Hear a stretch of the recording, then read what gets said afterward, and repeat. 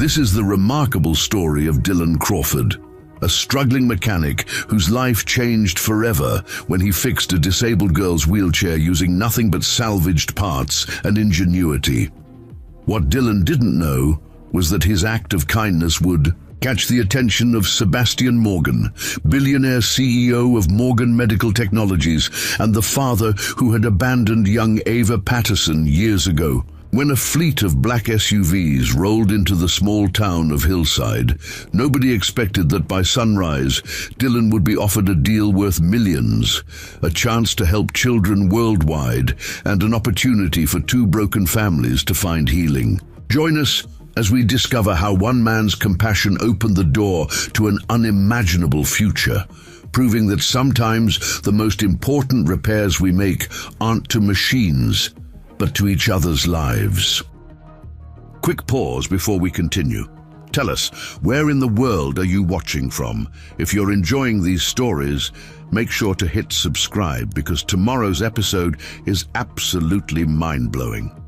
The worn-out sign of Crawford's Auto Care creaked in the morning breeze as Dylan Crawford lifted the garage's heavy steel door. The summer heat was already building, promising another sweltering day in Hillside.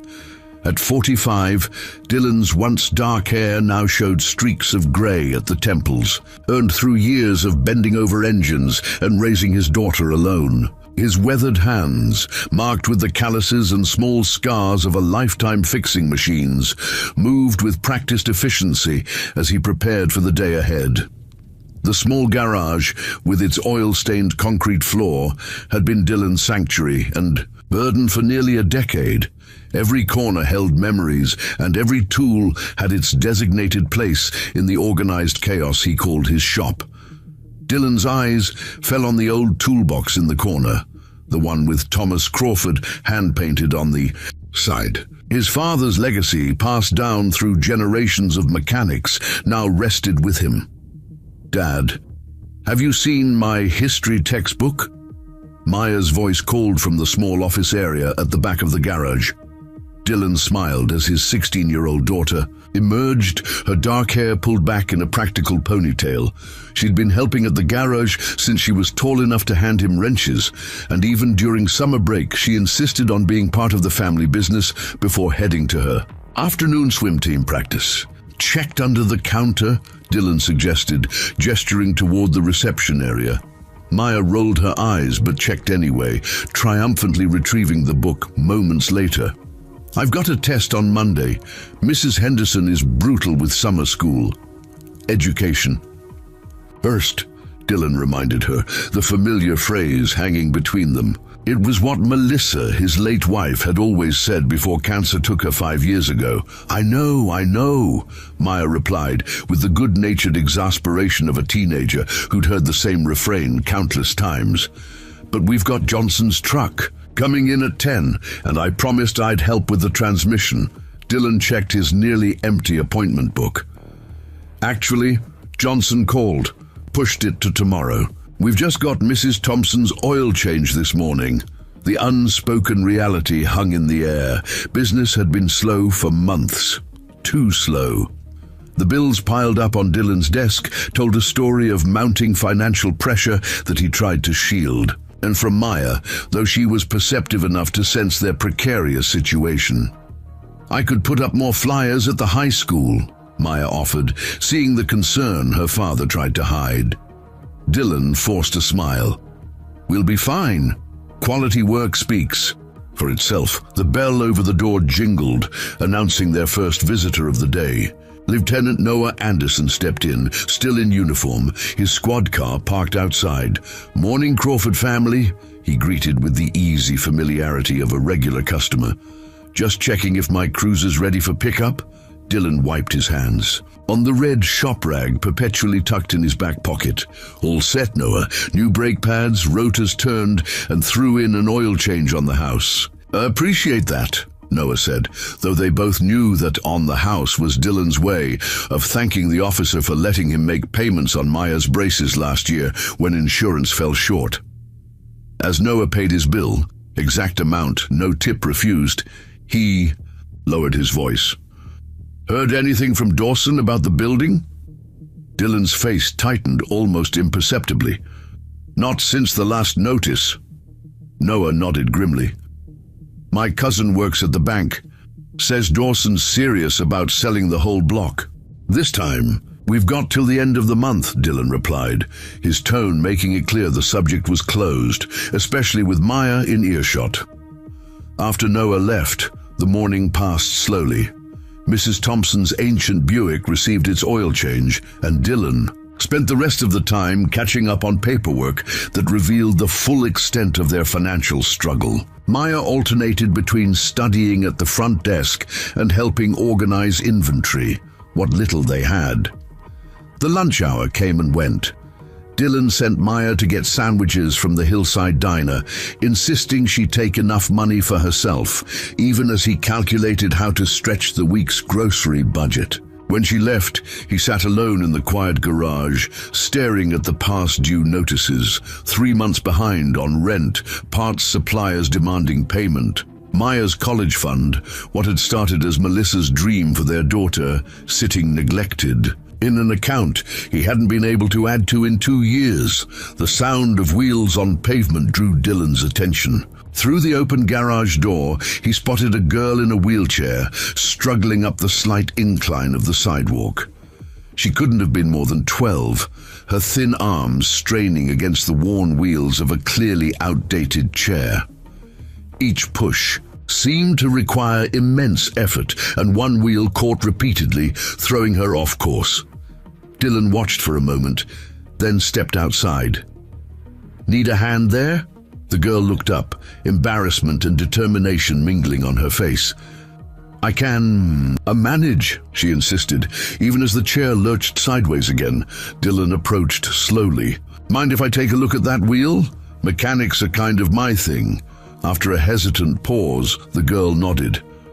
Dylan crouched down, examining the wheelchair with the practiced eye of someone who'd spent a lifetime understanding how things moved. I'm Dylan Crawford, he offered, noting the worn bearings and misaligned frame. Ava, the girl replied. Ava Patterson. Well, Ava Patterson, your right wheel bearing is shot, and this frame's been bent. His fingers traced a hairline crack in the metal. How long have you had this chair? Ava shrugged. Mom got it second-hand when I outgrew my old one. She says we'll get a new one when insurance approves it. Dylan recognized the situation immediately. Medical bureaucracy and insufficient funds. A combination he knew all too well from Melissa's. Illness? Where you headed? I could give you a push. Just to the library, Ava said, pointing down the street. I go there after school while Mom finishes her shift at the hospital. As Dylan helped navigate the wheelchair toward the hillside library, he couldn't help noticing how the uneven sidewalk made every movement a challenge. The chair itself was a basic model, heavy and unwieldy, with none of the features that would make it suitable for a growing, active child. This chair giving you trouble a lot? He asked casually. Ava's resigned expression answered before her words did. It's okay. Mom works really hard to take care of us. She's a nurse at Hillside General. That's important work, Dylan acknowledged, thinking of the nurses who had cared for Melissa in her final months. At the library entrance, Ava thanked him and insisted she could manage from there. Dylan watched her struggle through the doors, the chair catching on the threshold, despite the building's supposed accessibility. When Maya returned with lunch, she found her father at his workbench, sketching something on the back of an invoice. Dad? Everything okay? Dylan looked up, a familiar intensity in his eyes that Maya recognized, the look he got when he was solving a mechanical problem no one else could fix. That wheelchair, he muttered, almost to himself. Completely inadequate. Poor kid can barely move it herself. Maya set down the sandwiches. What wheelchair? Dylan explained his encounter with Ava, his description growing more technical as he outlined the chair's deficiencies. The frame's aluminum but badly designed. Center of gravities. All wrong, bearing shot, wheels too heavy? Sounds like it needs replacing, not repairing, Maya observed, unwrapping her sandwich. Dylan nodded absently, his mind already racing ahead. A proper chair would cost thousands, custom ones even more. He tapped his pencil against the sketch. AZ-ite reimagined wheelchair frame with a lower profile and redesigned wheel mounts. Maya recognized the look in her father's eyes. "Dad, we can barely keep the lights on here. I've got most of the materials already," Dylan continued, as if he hadn't heard her. "Aluminum tubing from the Wilson project, bearings from the racing bike we fixed last summer." "Dad," Maya said more firmly, "we need paying customers, not charity cases." Dylan finally looked at his daughter, and something in his expression made her words trail off. It was the same look he'd had when he'd built her a custom bike after Melissa died, channeling his grief into creating something that would bring joy. "Sometimes," he said quietly, "the most important work isn't the kind that pays." The afternoon brought an unexpected customer, Harold Thompson, with his vintage Corvette needing carburetor adjustment. The job provided enough cash to cover the electricity bill at least.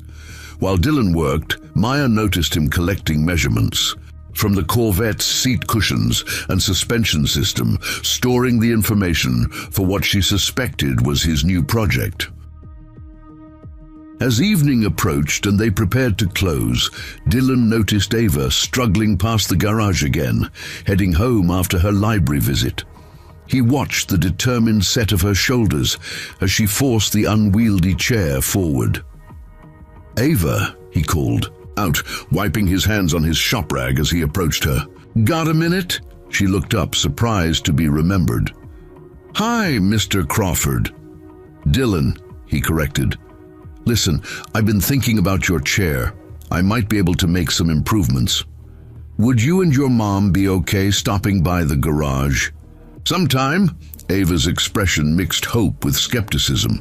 "For repairs. Mom doesn't have much extra right now for—" "Just to talk," Dylan interrupted gently. "No charge, promise." The girl studied him for a moment, then nodded. "Mom works until 6 tomorrow. We could come after."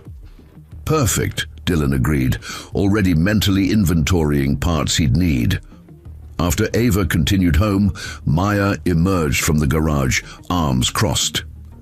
"Dad, what are you planning?" Dylan looked at his daughter, seeing so much of Melissa in her concerned expression.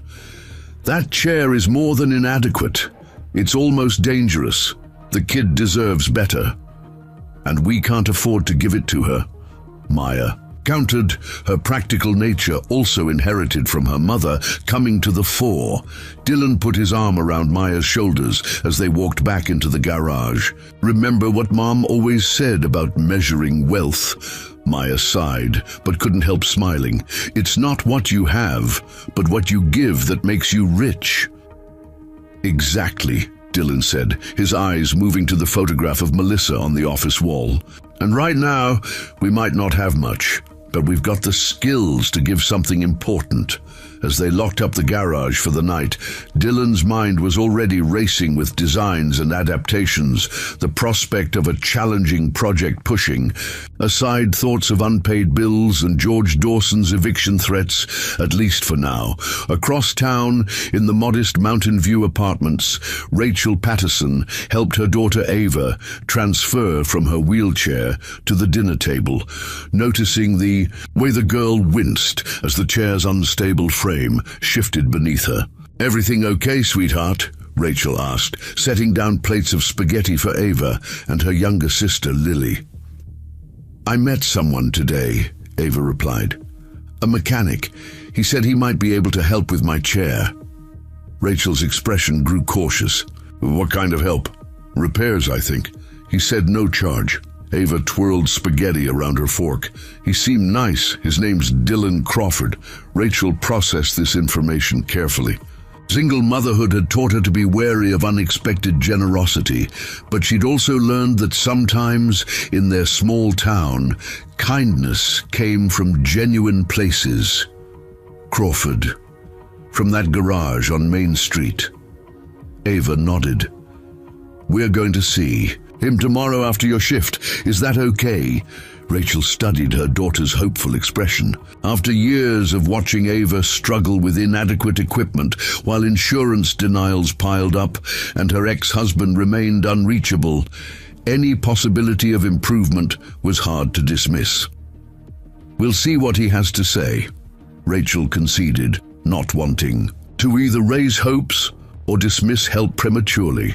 Meanwhile, in a luxurious penthouse overlooking Dallas Harbor, Sebastian Morgan reviewed quarterly projections for Morgan Medical Technologies. The company's adaptive mobility division showed strong growth, with their high-end wheelchairs commanding premium prices in the medical market. "The insurance approval rate issues are cutting into our accessible models division," Edward Reynolds noted, indicating a downward trend on one chart.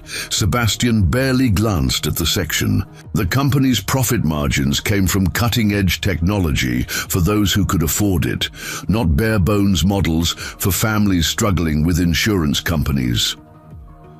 "Focus resources on the advanced lines," he instructed, closing the portfolio. "That's where our future lies." Little did he know how soon that presumption would be challenged, or that in a small-town garage hundreds of miles away, a mechanic was about to reimagine what was possible for the daughter Sebastian had left behind. Telling and preparing this story took us a lot of time, so if you are enjoying it, subscribe to our channel. It means a lot to us. Now, back to the story. The fluorescent lights of Crawford's auto care buzzed overhead as Dylan spread his sketches across the workbench. He'd stayed up half the night drawing variations of wheelchair designs, researching online with the garage's aging computer, and taking notes on optimal ergonomics for growing children. The clock on the wall read 5:30 a.m., nearly 2 hours before the garage officially opened, but Dylan had always done his best thinking in these quiet morning hours. The bell above the door jingled, and Roberto Reyes entered carrying a box of parts and a paper bag that smelled of fresh pastries. As Dylan's longtime friend and parts supplier, Roberto had a key and often stopped by early on his inventory rounds. "Working already?" Roberto asked, setting down the box and offering the bag. "Maria sent these. Says you're too skinny." Dylan accepted a pastry with a grateful nod. "Tell her thanks." Roberto scanned the sketches with growing curiosity. "These aren't car parts." He picked up a detailed drawing of a wheelchair wheel assembly.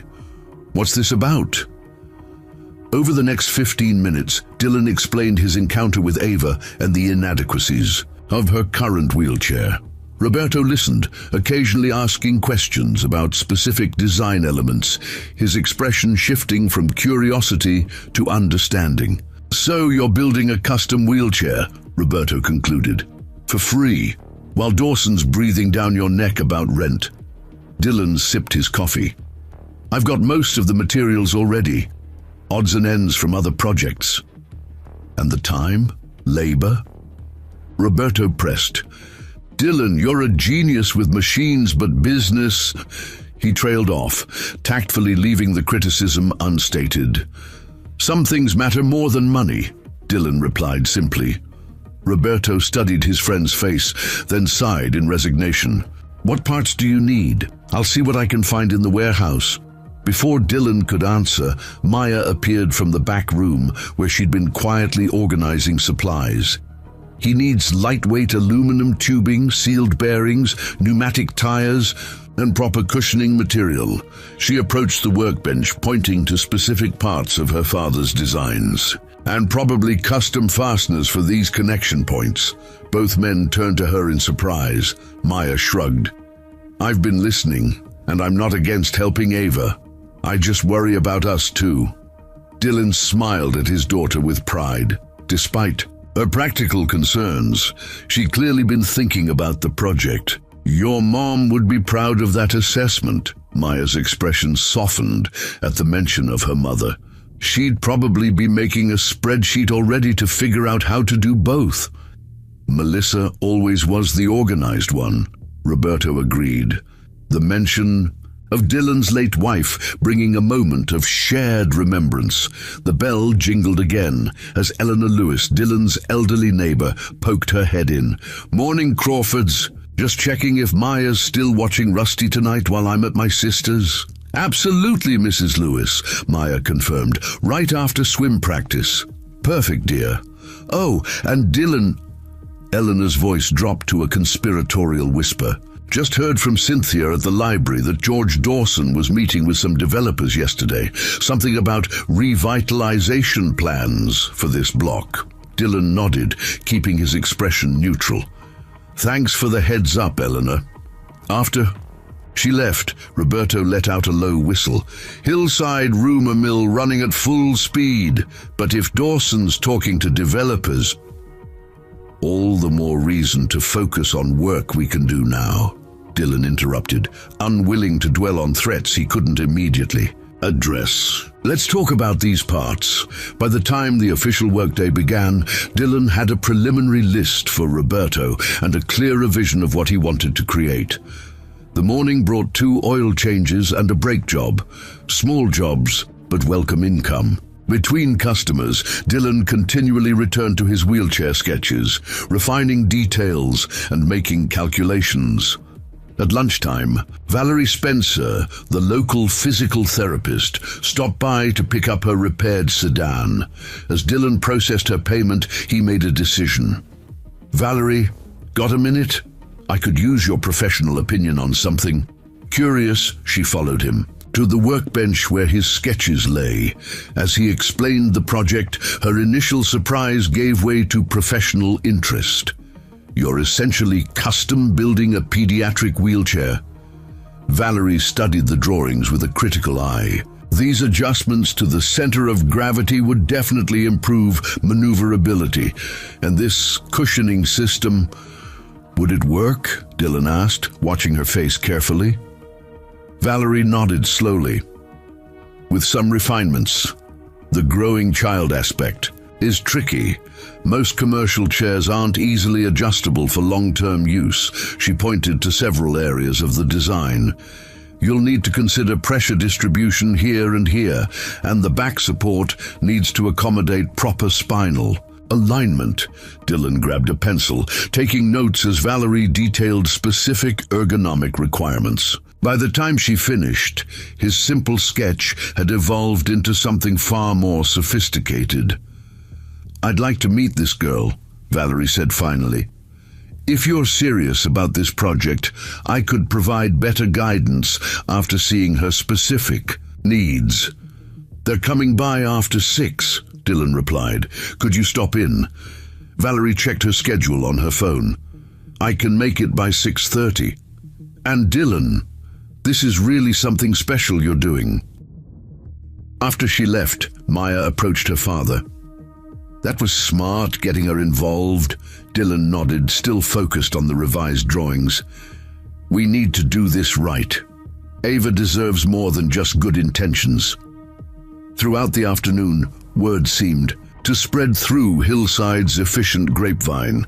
Aaron Parker from the hardware store dropped by with a donation of specialized fasteners that were just collecting dust anyway. Harold Thompson returned, ostensibly to check on his Corvette, but suspiciously carrying several yards of high-quality padding from his boat upholstery project. Even Lieutenant Anderson stopped in, mentioning that his brother worked with medical-grade plastics and might have some suitable materials. By closing time, Dylan had accumulated a small pile of donated supplies and multiple offers of assistance. The community's response both touched and concerned him. Clearly, people had been talking about his financial situation as well as his wheelchair project. At precisely 6:15, a modest sedan pulled into the garage's lot. Rachel Patterson emerged first, still wearing scrubs from her hospital shift, her tired eyes surveying the garage with cautious assessment. She helped Ava from the passenger seat and then retrieved the wheelchair from the trunk, unfolding it. With practiced movements, Dylan wiped his hands and stepped forward to greet them. "Miss Patterson, Dylan Crawford, we spoke briefly yesterday." Rachel shook his hand with the firm grip of someone used to establishing professional boundaries. "Rachel, please. Ava tells me you might have some ideas about her chair." "I do." "Come in," Dylan invited, leading them into the garage where he'd cleared a space near his workbench. "I've been working on some concepts I'd like to show you." As Rachel pushed Ava's wheelchair into the garage, Dylan observed how the girl gripped the armrests tightly with each bump and uneven surface.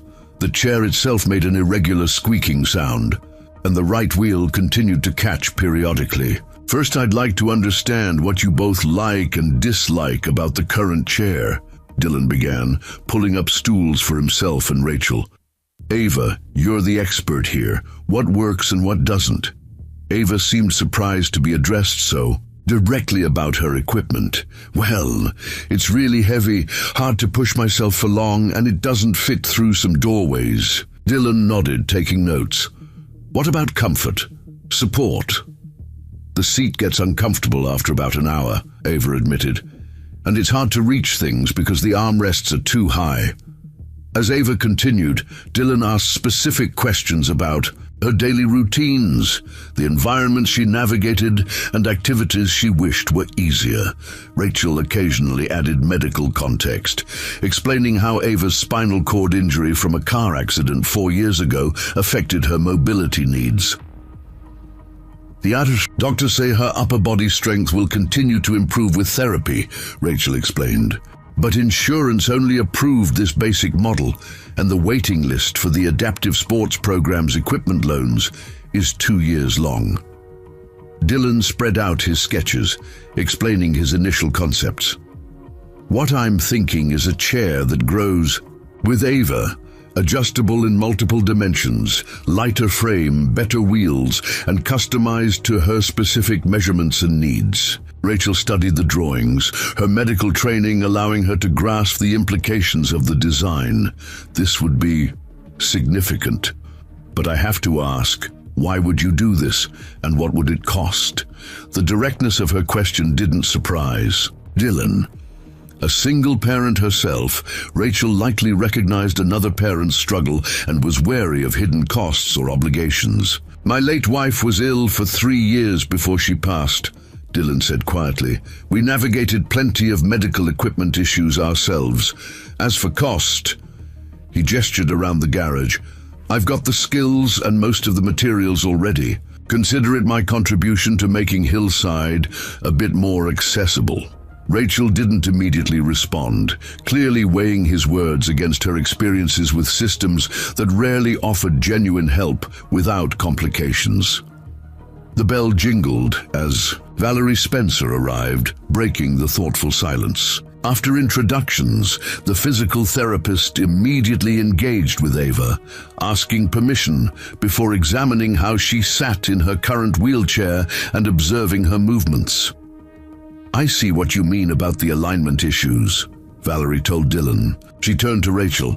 "I've worked with Dylan before on adaptive equipment for my elderly patients. His engineering instincts are solid." The professional endorsement seemed to ease some of Rachel's reservations. What would the process involve? Dylan outlined his plan. Measurements today, constructing the frame over the next week, fittings and adjustments, then completion within 2 to 3 weeks if all went well. Ava would need to come in periodically for fittings, and I'd want your input throughout, Rachel. "I have shifts at the hospital, but we could work around them," Rachel said, her tone cautiously optimistic. She turned to Ava. "What do you think, sweetheart?" Ava, who had been quietly taking in the adults' conversation, looked directly at Dylan. "Could it be blue? My favorite color is blue." Dylan smiled. "Absolutely. Electric blue, navy blue, sky blue, you name it. Electric blue," Ava decided firmly.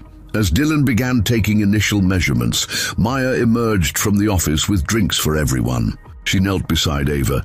"While they're talking technical stuff, want to see something cool? I'm rebuilding a motorcycle engine in the back." Ava's eyes lit up. "Really? Can I see?"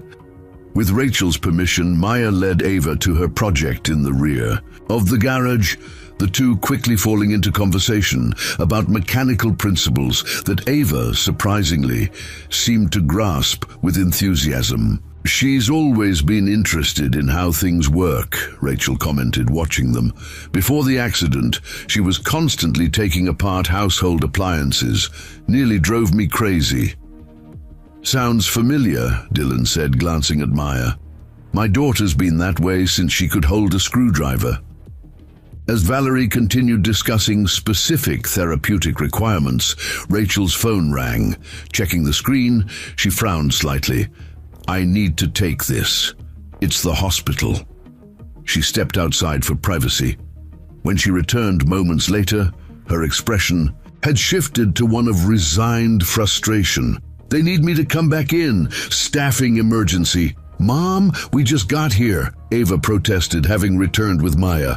"I know, sweetheart, but there's no one else available for the overnight shift," Rachel explained gently. "Mrs. Garcia will come stay with you and Lily." Dylan could see the disappointment on Ava's face and the strain on Rachel's. He recognized the impossible balance of a single parent trying to provide both income and presence for their child. "Made good progress today," he assured them, "and we can continue another time that works for your schedule." Rachel gathered their things, her movements efficient, but tinged with the weariness of someone constantly adjusting to circumstances beyond their control. "Thank you for understanding, and for all of this." As they prepared to leave, Dylan made a quick decision. "Maya and I deliver Mrs. Thompson's car to her house every Thursday evening. We pass right by Mountain View Apartments. We could pick Ava up on the way back tomorrow, bring her here for an hour or so, if that would help." "With your schedule," Rachel hesitated, her protective instincts visibly at odds with practical needs. "I don't want to impose—" "It's no imposition," Maya interjected. "I could use another mechanic's perspective on my motorcycle project anyway." The genuine enthusiasm in Maya's voice seemed to tip the scales. Rachel and Dylan exchanged contact information, and arrangements were made for the following day. After the Pattersons left, Valerie helped Dylan refine his designs based on her observations. "This could genuinely change that girl's daily life," she noted, "but it's a big undertaking, Dylan." "One step at a time," he replied, already mentally organizing the project phases. As evening deepened, Maya and Dylan closed up the garage and headed home to their small house 3 blocks away. Over a simple dinner of spaghetti, Dylan's specialty, and one of the few meals he'd mastered since Melissa's death, Maya finally voiced the concern she'd been holding back all day. "Dad, I heard what Mrs. Lewis said this morning about Dawson and the developers." Dylan focused on twirling pasta onto his fork. "Hillside's full of rumors, but if it's true, if we lose the garage, then we'll figure something out," Dylan interrupted gently, "just like we always do. That's what you said when the transmission went out on the truck, and when the roof leaked last winter." Maya set down her fork. "Dad, I'm not a little kid anymore. I know things are tough." Dylan studied his daughter's face, seeing the maturity that had come too early after her mother's death. "You're right, things are tight right now, but the Jenkins job next week will help, and Lieutenant Anderson referred 2 new customers yesterday. And meanwhile, you're building a custom wheelchair for free," Maya pointed out, though without accusation. "Some things you do because they're the right business decision," Dylan said, reaching for his water glass. "And some things you do because they're simply right." Maya was quiet for a moment, then smiled slightly. "Mom would say the same thing, wouldn't she?" "Word for word," Dylan confirmed. Later that night, after Maya had gone to bed, Dylan sat at the kitchen table with his sketches and a cup of coffee, making detailed material lists and construction plans. His mind kept returning to Ava's expression when she'd talked about her. Favorite color, the simple childlike joy that momentarily overshadowed the daily challenges she faced. He thought about Rachel too, the familiar exhaustion in her eyes, the determined set of her shoulders as she balanced work and parenting alone. It mirrored his own journey these past 5 years, without Melissa. Outside, a light rain began to fall, pattering against the windows of their modest home. Dylan's gaze fell on the framed photograph of Melissa on the bookshelf, her smile bright, against the backdrop of the Grand Canyon from their last family vacation before her diagnosis. "I think you'd approve of this project," he said softly to the photograph, "though you'd have a spreadsheet and a strict budget already." The thought brought a sad smile to his face as he turned back to his work, sketching long into the night. As the rain continued its gentle rhythm against the windows, across town, in Mountain View apartments, Rachel Patterson sat at her own kitchen table, nursing a cup of tea and reviewing the notes she'd taken during their meeting with Dylan. Her medical training gave her enough knowledge to recognize that his designs incorporated principles found in wheelchairs, costing thousands more than Ava's. Current model. Her younger daughter Lily had fallen asleep hours ago, but Rachel could hear Ava still awake in their shared bedroom, the soft scratching of pencil on paper indicating she was drawing, likely mechanical designs inspired by her visit to the garage. Rachel's phone buzzed with a text from the hospital scheduling coordinator asking if she could take another extra shift next week. The request brought both relief at the additional income and guilt at the time away from her daughters. She typed a quick confirmation, then leaned back, closing her eyes briefly against the constant pressure of navigating their situation alone. The divorce had been finalized years ago, after Sebastian had made it clear that a family with a newly disabled child didn't fit his career aspirations. His child support payments came regularly, but impersonally through his company's legal department, along with the medical insurance coverage that never seemed to adequately address Ava's needs. Rachel hadn't told Ava about Dylan's offer to build her a custom wheelchair. Not yet. Experience had taught her to be cautious with hope, but for the first time in years, she felt a tentative optimism, not just for the wheelchair, but for the simple human connection that came from someone seeing her daughter's needs and responding with genuine care. In Dallas, Sebastian Morgan stood at the window of his penthouse, gazing at the city lights while nursing an expensive scotch. On the coffee table behind him lay the latest quarterly reports for Morgan Medical Technologies, showing exceptional growth in their high-end mobility division. His phone rang, a video call from his colleague Frank Blackwell in London.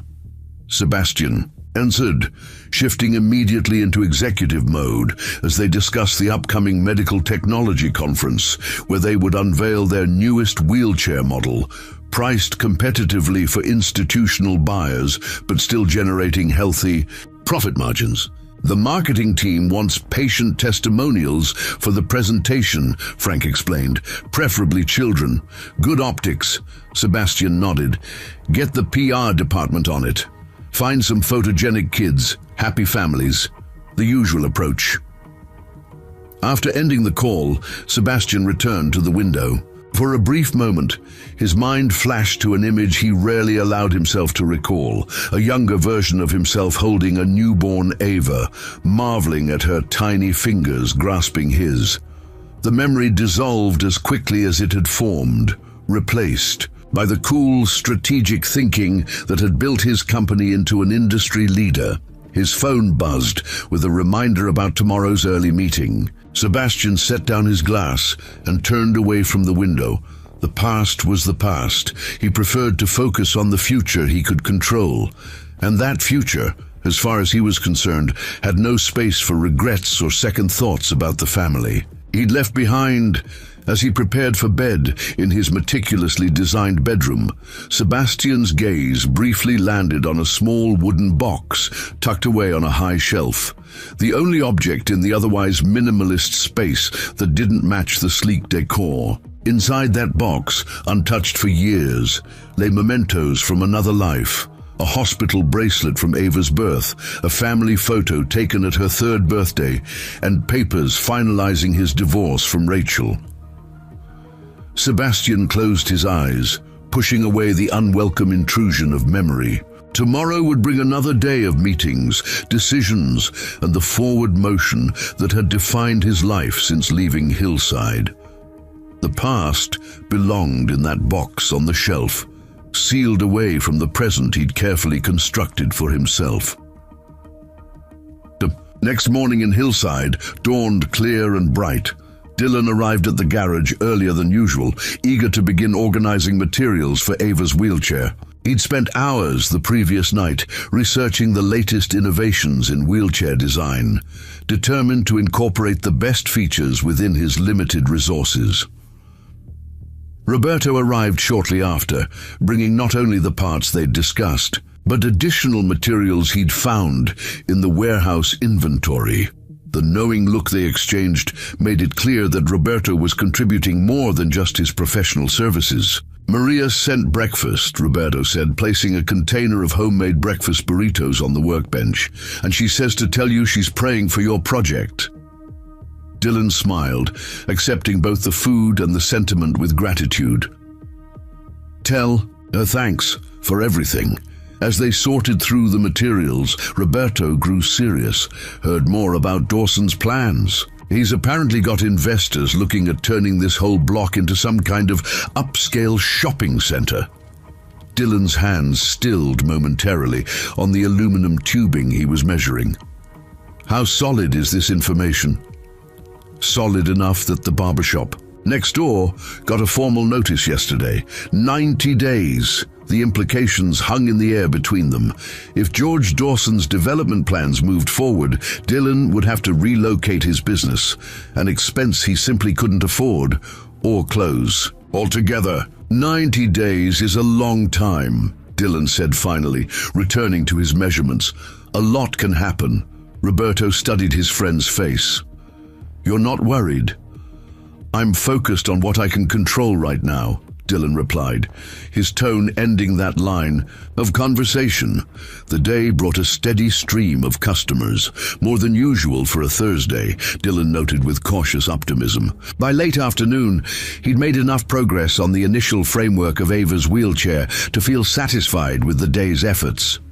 At 5:30, he and Maya delivered Mrs. Thompson's refurbished Buick to her house across town, then drove toward Mountain View Apartments to pick up Ava as arranged. "You're really all in on this project, aren't you?" Maya observed as they drove. Dylan glanced at his daughter. "You think it's a mistake?" Maya considered the question seriously. "No, I think it's who you are, who Mom loved, who I'm proud to call my dad." She looked out the window at the passing houses. "I just worry sometimes." "That's part of growing up," Dylan acknowledged, finding the balance between caring and worrying. When they arrived at the apartment complex, they found Ava waiting eagerly by the entrance, supervised by an elderly woman Dylan assumed was the babysitter Rachel had mentioned. After brief introductions and confirming when they'd return Ava home, they headed back to the garage. Ava's excitement was palpable as Dylan showed her the beginnings of her new wheelchair's frame. "You really started building it already?" "Just the basic structure," Dylan explained, helping her examine the lightweight aluminum frame. "Now comes the important part, making sure it fits you perfectly." For the next hour, Dylan took precise measurements, while Maya entertained Ava with stories about the vintage motorcycles they'd restored together. The girl absorbed every mechanical detail with genuine interest, asking questions that revealed a natural aptitude for engineering principles. "You know a lot about machines for someone your age," Dylan observed as he adjusted his design based on the new measurements. Ava shrugged, though her expression showed pleasure at the recognition. "I read a lot at the library. They have these great books on how things work." She hesitated, then added more quietly, "It gives me something to think about besides, you know, my legs." The simple statement, delivered with matter-of-fact acceptance, struck Dylan deeply. He thought of the resilience it must take to face such challenges at such a young age. "Well, your brain clearly works incredibly well," he said, keeping his tone light. "Maybe you'll be an engineer someday." "That's what I want to do," Ava confirmed with unexpected seriousness. "Design things that help people like me." Dylan and Maya exchanged a glance, both recognizing the echoes of their own shared passion for solving mechanical problems. "In that case," Dylan decided, "you should help design this chair. It's your mobility we're talking about. You should have input on how it works." Ava's eyes widened. "Really? But I don't know enough about... You know how it feels to use a wheelchair." "Every day," Dylan interrupted gently. "That makes you the expert in the room." For the remainder of their time together, Dylan included Ava in each design decision, explaining technical concepts in terms she could understand and genuinely considering her suggestions. By the time they prepared to take her home, the girl was glowing with a confidence that transformed her entire demeanor. As they drove back to Mountain View Apartments, Maya sat in the back seat with Ava, the two deep in conversation about engine types and torque ratios. Dylan listened to their animated discussion, struck by how naturally the connection had formed between them. At the apartment complex, they found Rachel just arriving home from her shift, still in her hospital scrubs and looking exhausted. Her face brightened, however, at the sight of Ava's obvious happiness. "We had the best time, Mom," Ava exclaimed as Dylan helped transfer her to her regular wheelchair. "Mr. Crawford's letting me help design the new chair, and Maya's teaching me about engines." Rachel's gaze met Dylan's over her daughter's head, a silent question in her eyes. He nodded slightly, confirming the unspoken concern about raising Ava's hopes. "I'm glad you had fun, sweetheart," Rachel said, smoothing Ava's hair. "Let's get inside so Mr. Crawford and Maya can get home to dinner." "Actually," Dylan said, "we wondered if you and Ava, and Lily too, of course, might like to join us for pizza tomorrow night. We could work on the chair a bit more and then just hang out." The invitation surprised even him. It had been years since he'd initiated any social gathering beyond Maya's school functions. Rachel seemed equally caught off guard, hesitating visibly before responding. "That's very kind, but I wouldn't want to impose on your Friday evening." "It's no imposition," Maya assured her. "Dad makes the best homemade pizza. It's pretty much the only other thing besides spaghetti that he can cook without setting off the smoke detector." Dylan gave his daughter a mock-stern look that made both girls laugh. The sound of their laughter seemed to ease some of Rachel's hesitation. "Well, if you're sure, that would be nice, thank you." As they said their goodbyes and watched Rachel wheel Ava into the building, Maya nudged her father's arm. "Homemade pizza, huh? That's not exactly casual Friday fare for us." Dylan started the truck, avoiding his daughter's knowing gaze. "It's a project celebration, that's all." Maya hummed skeptically, but her smile remained as they drove home through the gathering dusk, the garage's future temporarily forgotten in the satisfaction of the day's progress. That night, as Rachel helped Ava prepare for bed, she noticed her daughter's unusually thoughtful expression. "Everything okay, sweetheart?" Ava nodded, then asked hesitantly, "Do you think Mr. Crawford's chair will really work? Like really make things easier?" Rachel sat on the edge of the bed, choosing her words carefully. "I think Mr. Crawford is very skilled at what he does, and I think he genuinely wants to help. But I also want you to know that whatever happens with the chair, you are amazing exactly as you are." Ava considered this. "I know, but being amazing is a lot more fun when you're not stuck watching everyone else play." She fiddled with her blanket. Today was the first time in forever that someone didn't see the wheelchair first and me second.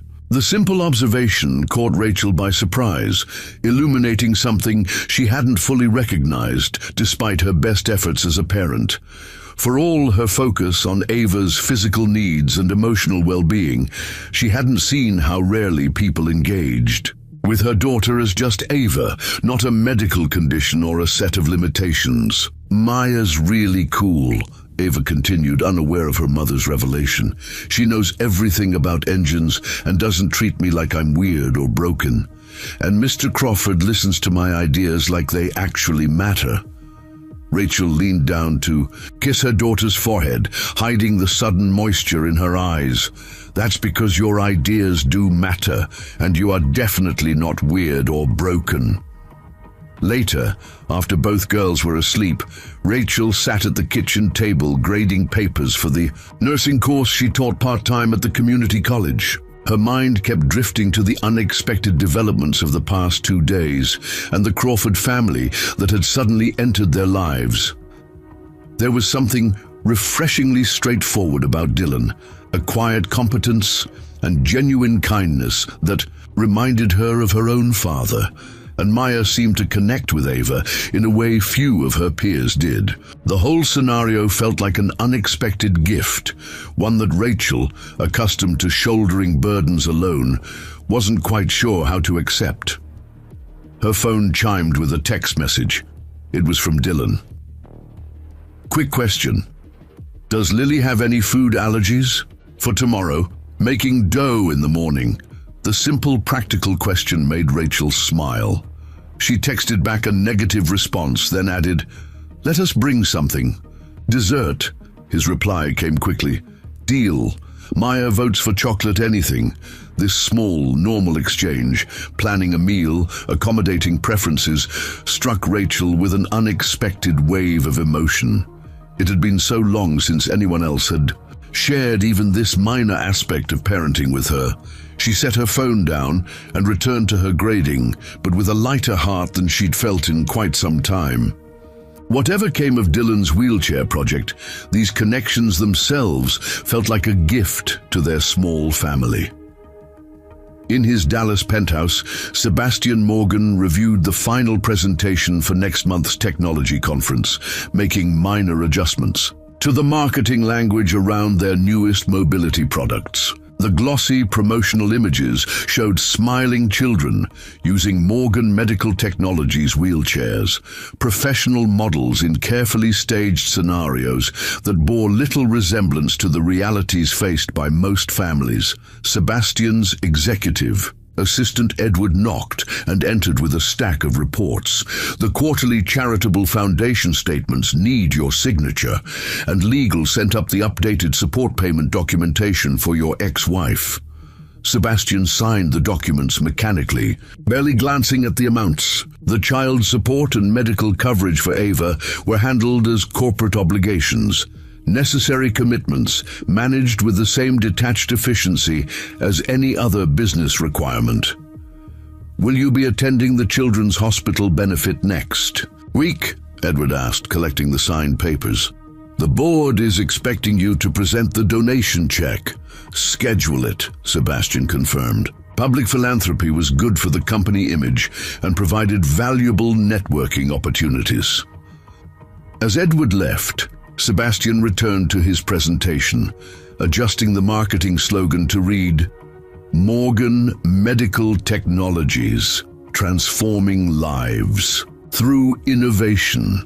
The irony of promoting products his own daughter couldn't access remained safely compartmentalized in the distant corner of his mind, where he kept all thoughts of his former family. His phone rang.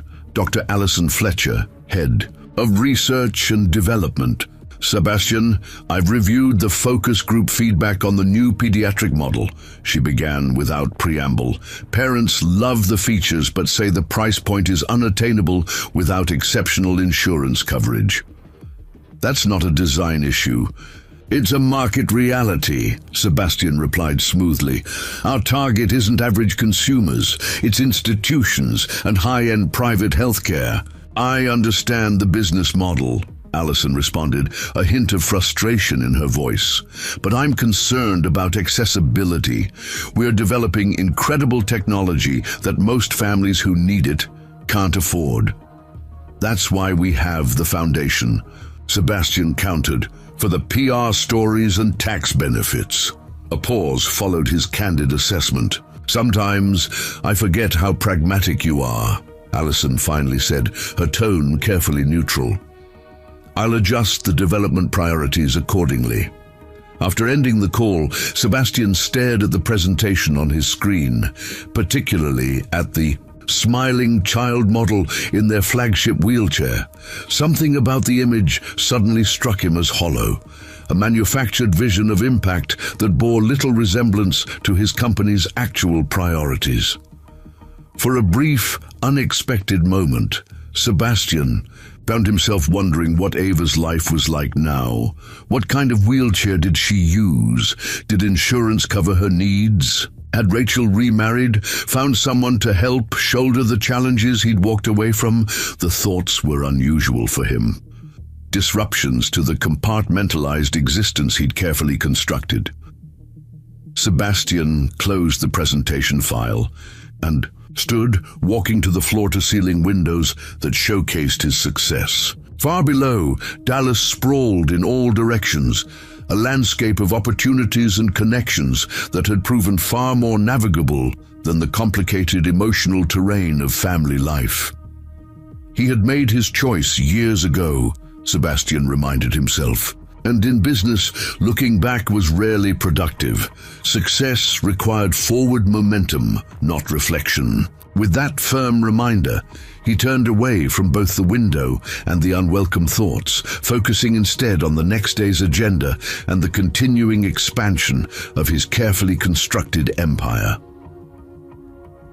Friday evening arrived with the warm glow of anticipation as Dylan prepared the kitchen for guests, an occurrence so rare that Maya teased him about actually cleaning behind the refrigerator. "It's just pizza, Dad, not a state dinner," she remarked, watching him arrange and rearrange the table settings. Dylan straightened a stack of plates. "It's called being a good host, something your mother excelled at." The mention of Melissa brought a shared moment of remembrance. These fleeting acknowledgements of her absence had evolved over the years, from painful wounds to gentle reminders of the love that had shaped their family. "Mom would have liked them," Maya said confidently, setting out napkins. "Especially Ava. She would have gone full mentor mode." The doorbell rang at precisely 6:30.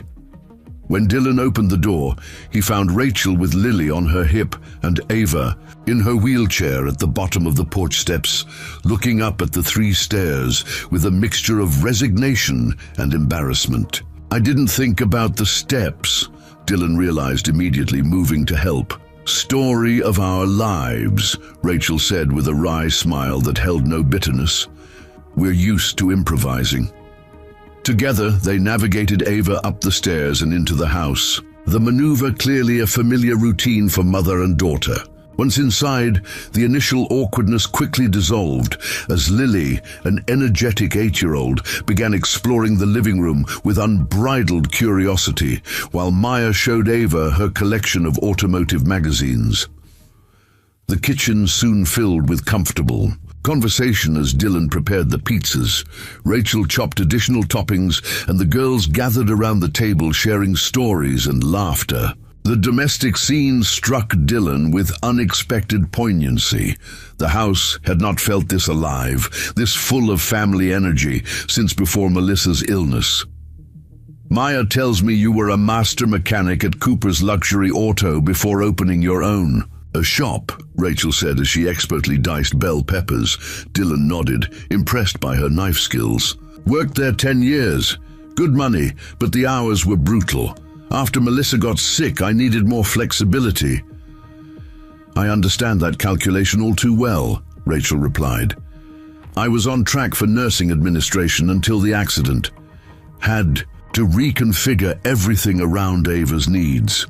The straightforward acknowledgement of their parallel journeys created an easy connection between them. As Dylan slid the first pizza into the oven, he found himself sharing stories he rarely discussed, about learning mechanical skills from his father, about the early days of struggling to be both mother and father to Maya, about the community. that had supported them through Melissa's illness and beyond. Rachel reciprocated with her own experiences.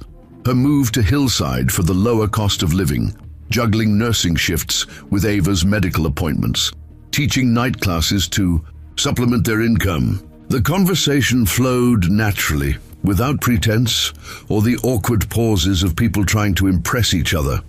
After dinner, while Maya entertained Lily with an impromptu art project at the kitchen table, Dylan invited Rachel and Ava to see his home workshop in the garage, where he'd been refining elements of the wheelchair design. "I've been working on the custom seat cushion," he explained, showing them a mold he'd created based on Ava's measurements.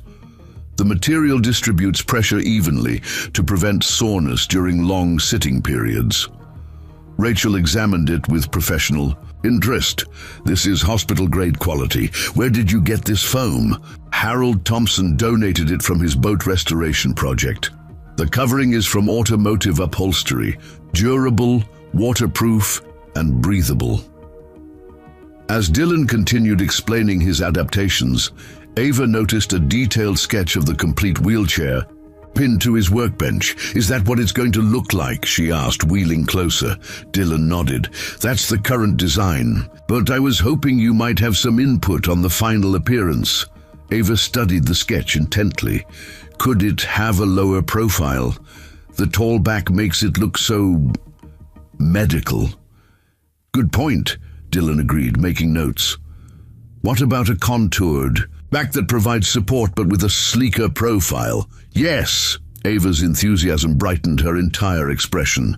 "And maybe a design on the wheel guards. Not flowers or anything babyish. Something cool." "Flames," Dylan suggested with a straight face. "Dad," Maya groaned from the doorway where she'd appeared with Lily. "Nobody does flames anymore. Racing stripes are way better." "Actually," Ava said thoughtfully, "what about a circuit board pattern? Like computer circuits? In electric blue and silver?" Dylan smiled at the unexpected but perfect suggestion.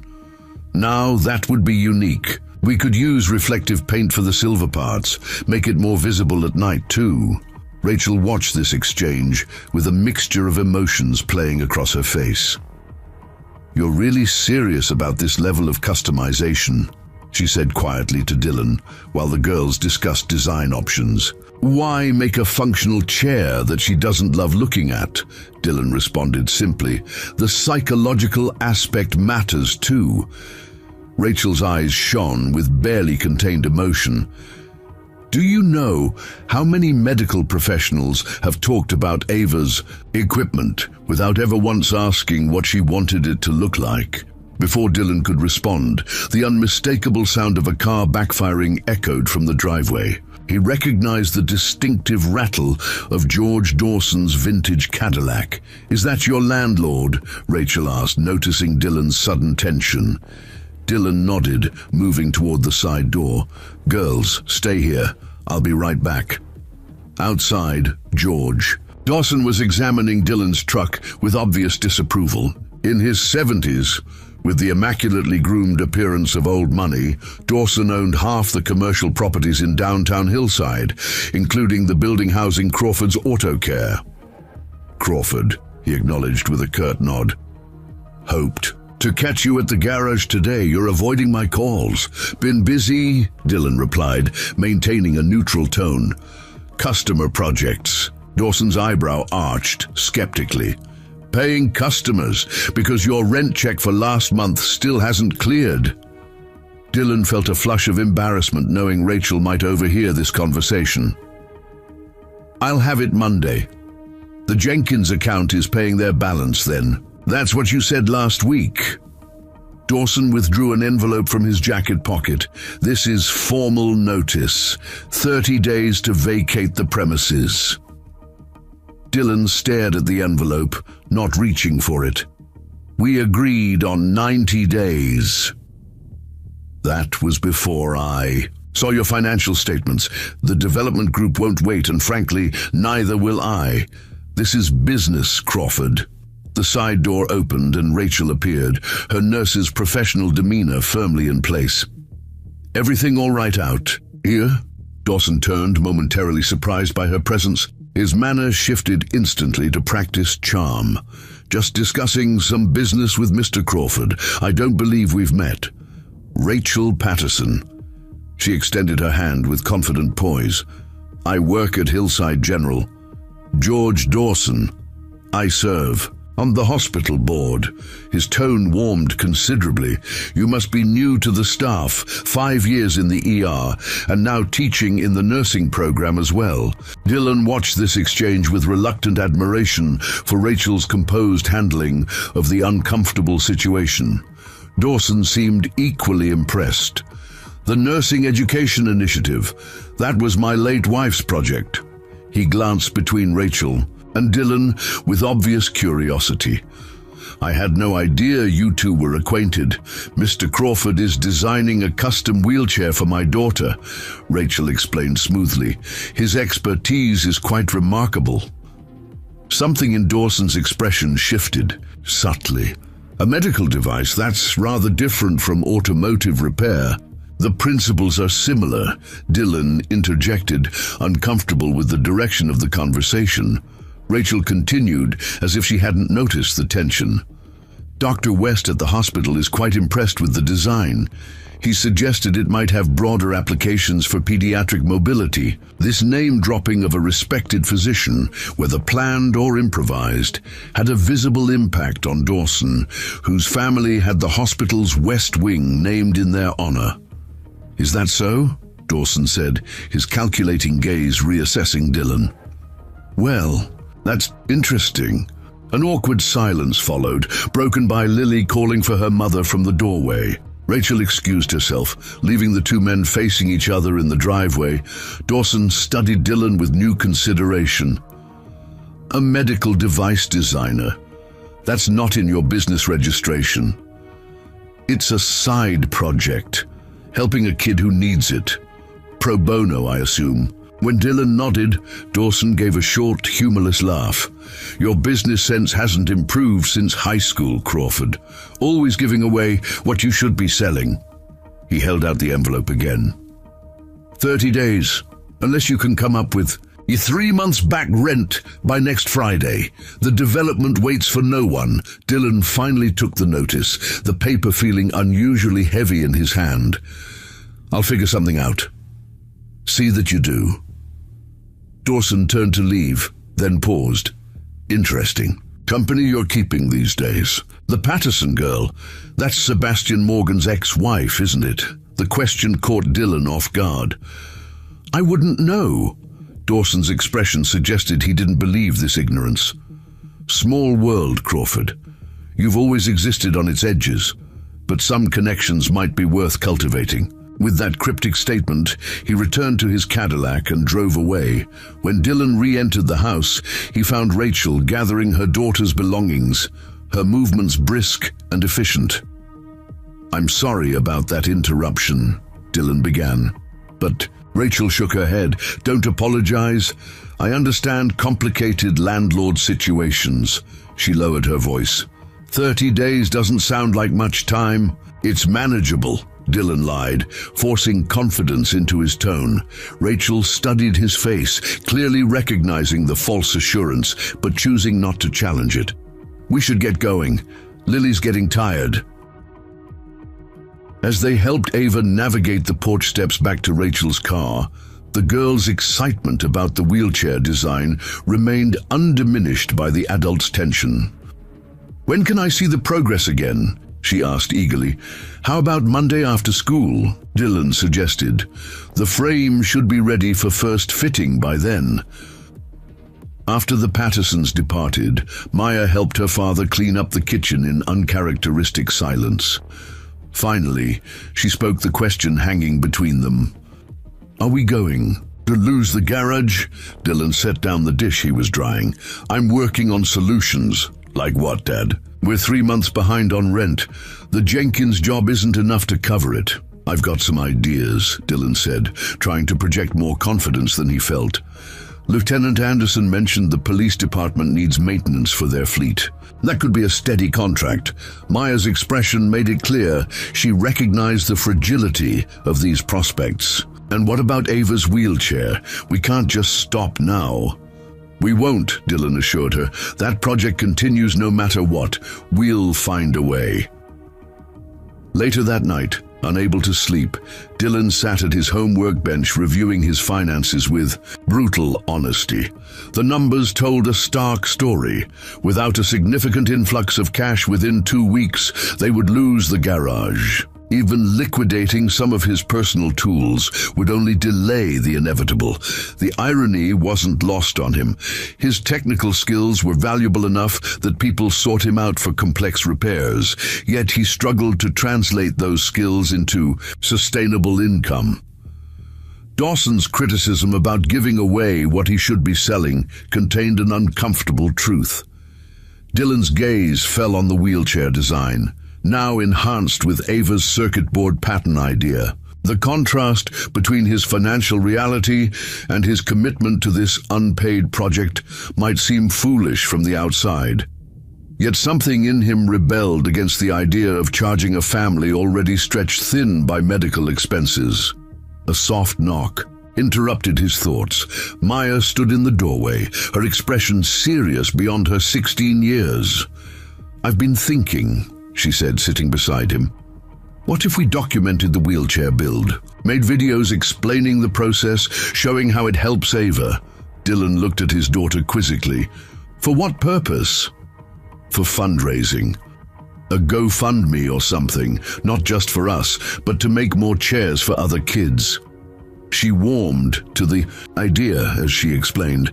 "People love stories about helping children, and your designs are really innovative. If we showed how much these custom adaptations help, people might donate." The suggestion took Dylan by surprise. "I'm not comfortable asking for charity. It's not charity, Dad. It's community investment, like when everyone helped during Mom's illness." Maya pulled out her phone, already envisioning the campaign. "We could call it Crawford Mobility Project or something. Make it bigger than just Ava's chair." Dylan considered the idea, his initial resistance softening as he recognized the wisdom in his daughter's approach. "You really think people would care about a wheelchair design? I think people care about other people," Maya said simply. "Especially kids like Ava, who just want the same chances everyone else has." The next morning arrived with unexpected complications. Dylan had planned to spend Saturday making progress on the wheelchair frame, but a call from William Donovan about his stalled delivery truck brought an emergency repair job that couldn't wait. Though the income was welcome, the timing set back his project schedule.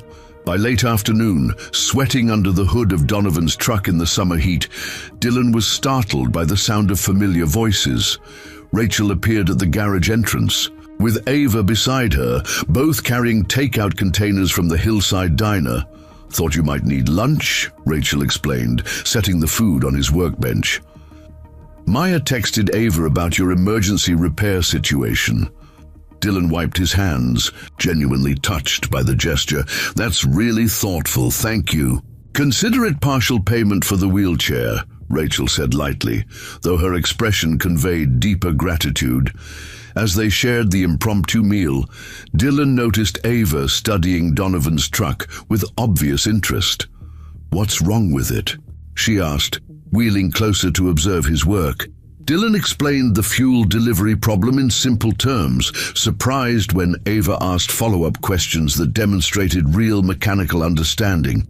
"You really do have an engineer's mind," he commented, impressed. Ava beamed at the recognition. "Mom got me these books from the library about mechanical systems. I've read them all twice." Rachel watched their interaction with quiet appreciation. "She used to take apart our toaster before the accident. Nearly gave me a heart attack finding small appliance parts all over the kitchen." "Sounds familiar," Dylan laughed, recalling similar experiences with Maya.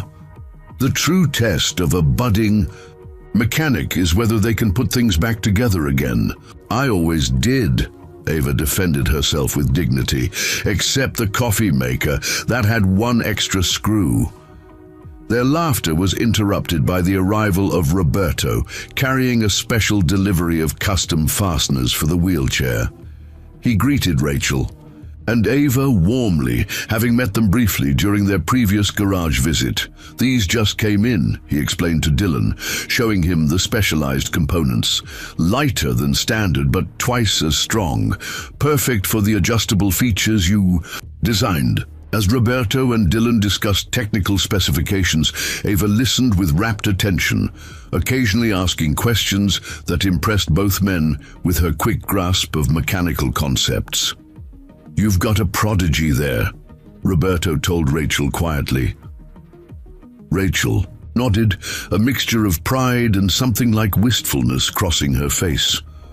She gets her technical mind from her father. He is brilliant with technology and design. The momentary stumble revealed a complexity in her feelings about Ava's absent father that she quickly masked.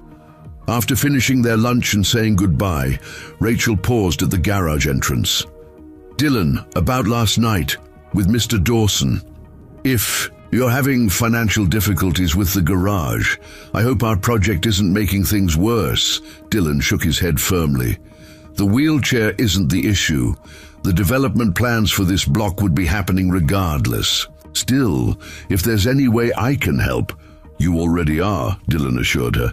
"Having something meaningful to work on, that's worth more than you know." Rachel seemed about to say more, but instead simply squeezed his arm in silent understanding, before following Ava to their car. Later that evening, after finishing Donovan's repairs, Dylan found Maya at the kitchen table surrounded by camera equipment borrowed from her friend Jason. "What's all this?" he asked, eyeing the setup with suspicion. "Research for our fundraising campaign," Maya explained, her enthusiasm undimmed by his previous reluctance. "Jason's helping me learn video editing. We can make really professional-looking content." Dylan sighed, recognizing the determined set of his daughter's jaw, identical to Melissa's when she'd made up her mind about something. "You're not letting this idea go, are you?" "Nope," Maya confirmed cheerfully. "And you know why? Because it's a good one. We're making something amazing for Ava, and there are thousands of kids like her who need the same help." The unassailable logic of her argument, combined with their financial reality, finally broke through Dylan's resistance. "All right," he conceded, sitting beside her. "But we do this right. Professional, respectful, and with Rachel and Ava's full permission." Maya's triumphant smile lit up her face. "Already asked them." Rachel says, "As long as we're focused on the technology and not treating Ava like a charity case, she's on board." Dylan shook his head in amused surrender. "You're something else, you know that?" "So I've been told," Maya replied with a grin reminiscent of her mother's. "Usually right before someone admits I'm right." Across town, Rachel sat at her kitchen table, reviewing medical insurance appeals for Ava's physical therapy coverage. The familiar frustration of bureaucratic denials was tempered tonight by a new sense of possibility inspired by Dylan's project. Her phone buzzed with a text message that made her breath catch. Sebastian's corporate assistant confirming next month's support payment and asking if Ava needed any special medical equipment that might qualify for additional coverage under their agreement. The timing of the inquiry, after years of minimal communication beyond required payments, struck Rachel as oddly coincidental. Had George Dawson somehow mentioned their connection? The town grapevine was notoriously efficient. Rachel typed a careful response, detailing Ava's need for an updated wheelchair and the insurance company's partial denial of coverage. She hesitated before sending it, uncertain whether she wanted to invite Sebastian's involvement in any aspect of their lives beyond his financial obligations. In the end, pragmatism won out. Any additional support for Ava's needs was worth the discomfort of engaging with her ex-husband's corporate machinery. She sent the message, then set aside her phone, focusing instead on the memory of Ava's animated conversation with Dylan about mechanical systems, the most enthusiastic she'd seen her daughter in years. Whatever complications might lie ahead, That connection alone had already proved invaluable. Rachel returned to her paperwork with renewed determination, the weight of single parenthood feeling marginally lighter than it had just days before. Monday afternoon brought the watershed moment Dylan had been working toward. The basic frame of Ava's new wheelchair stood completed in the center of the garage, its lightweight aluminum structure gleaming under the workshop lights. Maya had cleared a space and set up her borrowed camera equipment, ready to document the first fitting. Valerie Spencer arrived early, bringing her professional expertise and a collection of adaptive cushions to test. "This frame design is remarkable," she commented, examining the chair's construction. "The adjustability factor alone puts it ahead of most commercial models." Dylan made final adjustments to the height settings, conscious of the importance of this first impression. The real test is whether it actually helps Ava. At precisely 4 o'clock, Rachel's sedan pulled into the garage lot. Dylan watched through the open door as she helped Ava transfer to her current wheelchair, the familiar struggle highlighting exactly why this project mattered so much. When Ava entered the garage and saw the frame, her expression shifted from curious anticipation to awestruck silence. The chair's sleek design bore little resemblance to traditional medical equipment. Its lines were smooth and athletic, the frame a perfect electric blue, just as she'd requested. "That's for me?" she asked, her voice barely above a whisper. Dylan nodded, suddenly anxious about her reaction. "It's just the basic structure so far. We still need to add the cushioning, the circuit board design elements, and fine-tune everything, but it's beautiful," Ava interrupted, wheeling closer to examine the creation. "It doesn't look medical at all. It looks cool." The simple assessment released the tension Dylan hadn't realized he was holding. Rachel placed a hand on his arm, her silent gratitude more eloquent than words. "Ready to try it?" he asked, crouching to Ava's eye level. The transfer process was carefully orchestrated, with Valerie guiding proper positioning while Dylan made mental notes of adjustments needed. Maya filmed discreetly, keeping the focus on the technical aspects. As promised, when Ava settled into the new frame, the difference was immediately apparent. The chair's proportions matched her body perfectly, its center of gravity calibrated to her specific dimensions. The lightweight construction meant even slight movements translated to responsive mobility. "Try moving around," Dylan encouraged. Ava pushed the wheels tentatively at first, then with growing confidence as she realized how much less effort was required. The chair responded to her touch like an extension of herself, turning smoothly and rolling with minimal resistance. "Mom, look how easy!" Ava's face lit with wonder as she executed a tight turn that would have been impossible in her old chair. It's like the difference between pushing through mud and gliding on ice." Rachel watched, her professional composure momentarily cracking to reveal the emotion beneath. "It's incredible, sweetheart." Valerie conducted a series of mobility tests, having Ava navigate a makeshift obstacle course Dylan had set up. The clinical assessment confirmed what was visibly apparent. The custom design dramatically improved Ava's independent mobility. "The energy conservation factor alone is significant," Valerie noted, recording measurements. "She's using approximately 40% less effort for basic movement, which means less fatigue throughout the day." As Ava continued exploring the chair's capabilities, Rachel pulled Dylan aside. "I don't know how to properly thank you for this," she said quietly.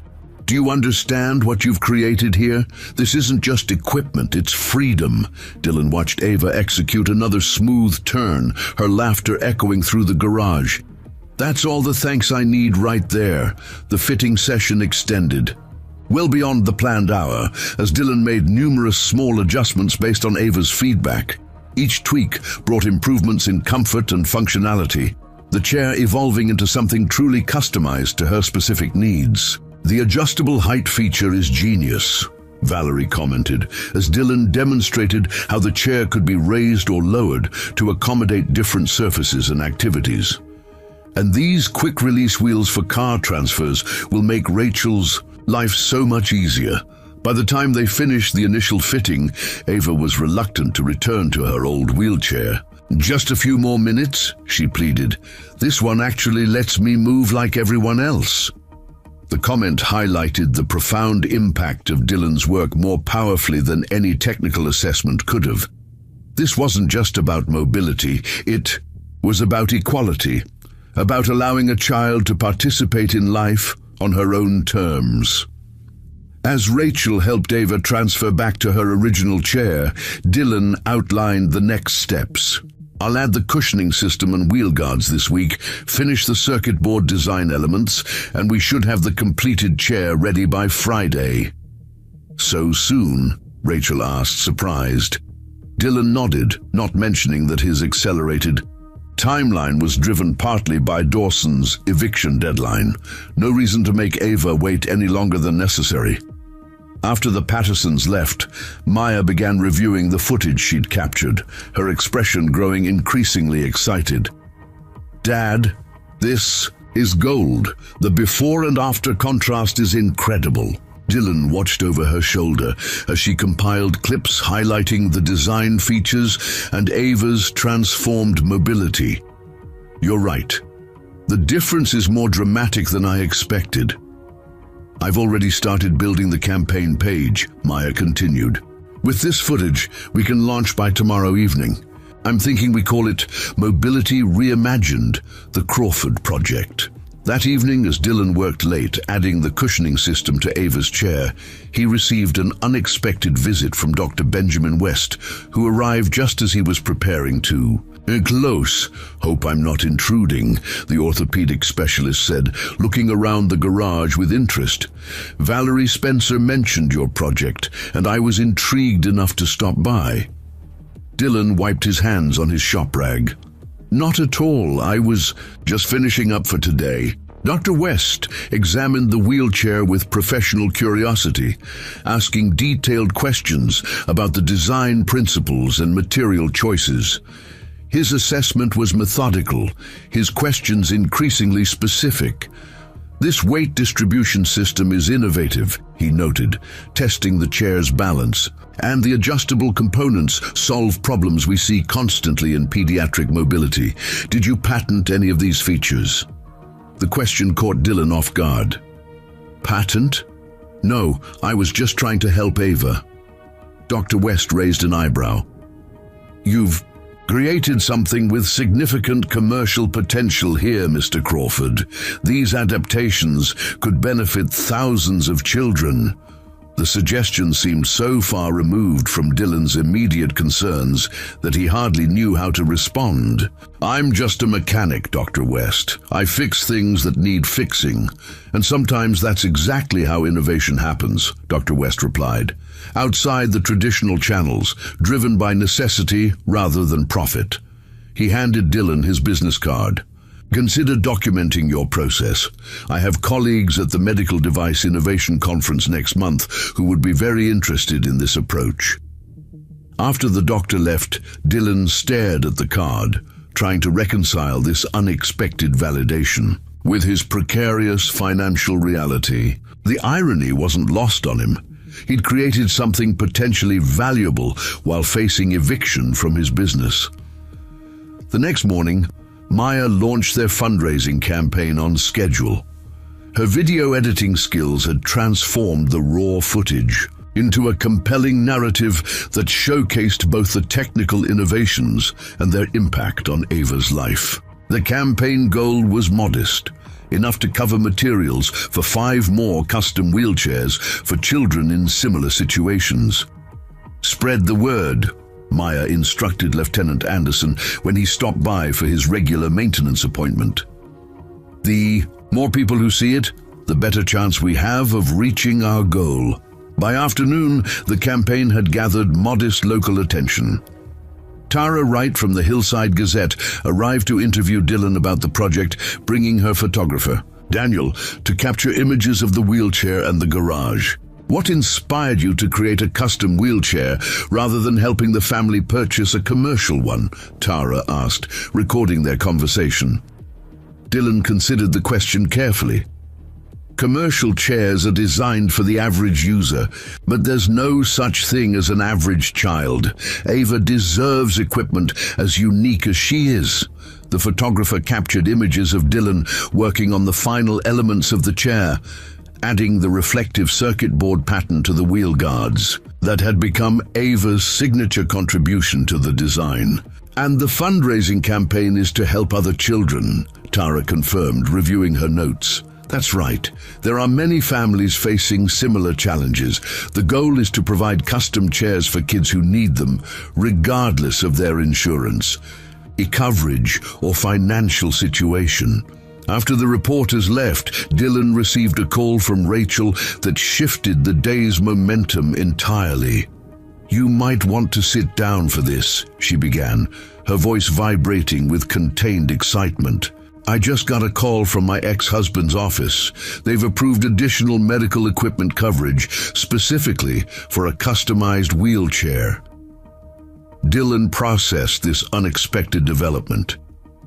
"That's wonderful news for Ava." "It's more than that," Rachel continued. "They're offering to cover the full cost of your design, plus compensate you for your time and expertise. Apparently, the insurance specialist was very impressed by the specifications I sent them." The offer represented an elegant solution to Dylan's immediate financial crisis. The compensation would likely cover a significant portion of his back rent. Yet something about the timing and sudden corporate interest triggered his caution. "That's very generous," he said carefully. "Did they mention how they learned about the wheelchair? I assumed it was because I submitted the specifications when they asked about Ava's equipment needs." Rachel replied. "Why? Is something wrong?" "No, not at all," Dylan assured her, unwilling to dampen her evident relief at this financial assistance. "It's great news for Ava." After they hung up, Dylan sat staring at the nearly completed wheelchair, trying to make sense of the rapid developments. The chance to be properly compensated for his work should have been unequivocally good news. Why then did it leave him with an unsettled feeling?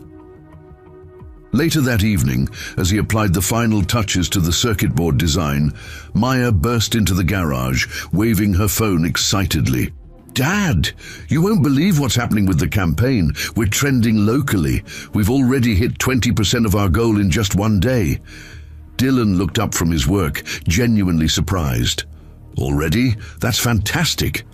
And look at these comments," Maya continued, scrolling through a stream of supportive messages. "People are sharing it like crazy. Even some medical professionals are weighing in, saying your design addresses issues they see constantly with commercial chairs." The positive response to their project provided a welcome counterbalance to Dylan's financial worries. Whatever happened, with his garage, the wheelchair itself was clearly making an impact beyond what he'd initially imagined. Wednesday brought another significant development. Dr. West returned to the garage, this time accompanied by a colleague from Valley View Medical Center. "Mr. Crawford, this is Dr. Lisa Moore, head of pediatric rehabilitation," he introduced. "I hope you don't mind, but after seeing your work, I thought she might provide valuable feedback." Dr. Moore spent nearly an hour examining the wheelchair's features, particularly the adjustable growth components that allowed the chair to expand as a child developed. "The commercial models require new purchases every couple of years," she explained to Dylan. "That creates significant financial burden for families already struggling with medical expenses."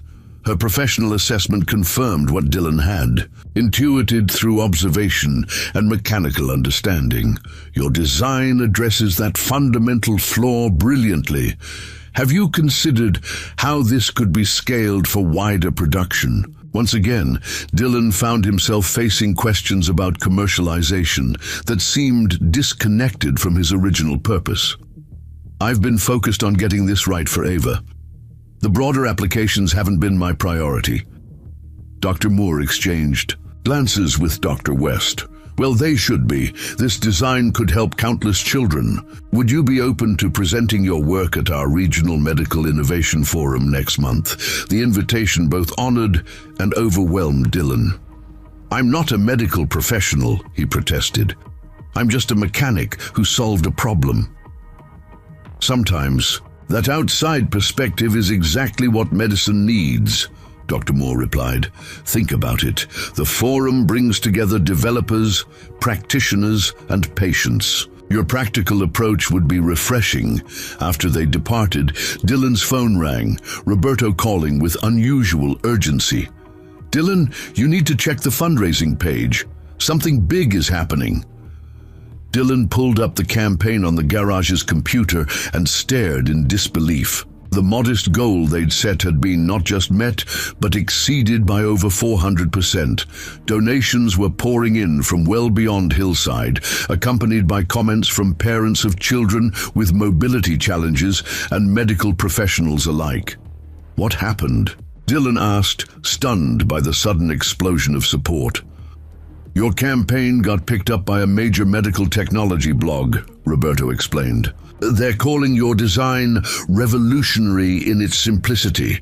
There's even talk about your work in some of the industry forums. People are calling you the mechanic who's disrupting medical device design. The unexpected attention left Dylan both gratified and unsettled. His focus had been so narrowly fixed on helping one child that the broader implications of his work had remained peripheral to his consciousness. By Thursday morning, the situation had evolved even further. Tara Wright's article in the Hillside Gazette had been picked up by larger news outlets, and requests for interviews began coming in from regional media. The fundraising campaign continued to grow, while comments poured in from families desperate for similar solutions for their children. In the midst of this whirlwind, Dylan remained focused on completing Ava's wheelchair for the Friday delivery he'd promised. Each component was meticulously finished, the reflective circuit board pattern applied with precision to the wheel guards, the cushioning system perfected for optimal support and comfort. As he worked, Maya fielded calls and managed the growing media interest, remarkably composed for a 16-year-old suddenly thrust into a public relations role. Dad, a medical technology investor wants to talk to you about potential production opportunities, she reported, covering the phone's microphone. What should I tell him? Take his number, Dylan instructed, not pausing in his meticulous adjustment of the wheel alignment. I'll call back after we deliver Ava's chair tomorrow, Rachel called mid-afternoon, her voice tinged with bewilderment. Have you seen the news coverage? Ava's physical therapist at school called to ask if we're the family mentioned in the articles. It's gotten a bit out of hand, Dylan acknowledged, but the chair will be ready tomorrow as promised, media circus or not. It's incredible, Rachel said softly. All this attention for something you started simply because you saw a child struggling and decided to help. That evening, as Dylan was making final calibrations to the chair's balance, he received an unexpected visitor. George Dawson arrived. Just before closing, his expression unreadable as he surveyed the now famous wheelchair positioned prominently in the center of the garage. Crawford, he acknowledged with a nod. Seems you've been making quite a splash in unexpected circles. Dylan continued working, not looking up. Just finishing a project, Dawson. Did you need something? Information, mainly. Dawson circled the wheelchair with calculating interest. I've had 3 calls today about your, what are they calling it? Innovative adaptive mobility design. People seem to think my property. Ours is the next big thing in medical technology. Now Dylan did look up, noting the speculative gleam in his landlord's eyes. It's just a wheelchair for a kid who needed something better than what she had. A wheelchair that's attracted attention from medical device manufacturers, investment groups, and the regional health network. Dawson adjusted his expensive watch. Quite a coincidence, given our conversation about your imminent eviction. Dylan set down his tools, facing Dawson directly. If you're here about the rent, I'm working on it. Should have at least partial payment by tomorrow. Actually, Dawson said, his tone shifting to one of calculated geniality, I'm here to discuss a possible reconsideration of our timeline in light of your project's potential. The transparent opportunism might have been amusing if Dylan's livelihood hadn't hung in the balance. Meaning that having an innovative medical device designer as a tenant might be more valuable than I initially calculated. Dawson smiled thinly. Perhaps we could extend your deadline while you explore these new opportunities. Before Dylan could respond, the garage door opened and Sebastian Morgan's executive assistant, Edward Reynolds, entered, his tailored suit dramatically out of place among the tools and engine parts. "Mr. Crawford?" he inquired, glancing between Dylan and Dawson. "I represent Morgan Medical Technologies. Our CEO is very interested in discussing your wheelchair design." The reference to Morgan froze Dylan momentarily as connections suddenly crystallized in his mind. Morgan Medical Technologies, the company owned by Ava's father, Rachel's ex-husband. The timing of the insurance approval, the sudden corporate interest, it all pointed to Sebastian Morgan's awareness of his project. Dawson's expression shifted to one of keen interest as he extended his hand to the corporate representative. "George, Dawson, I own this building and have been a long-time supporter of Mr. Crawford's innovative work."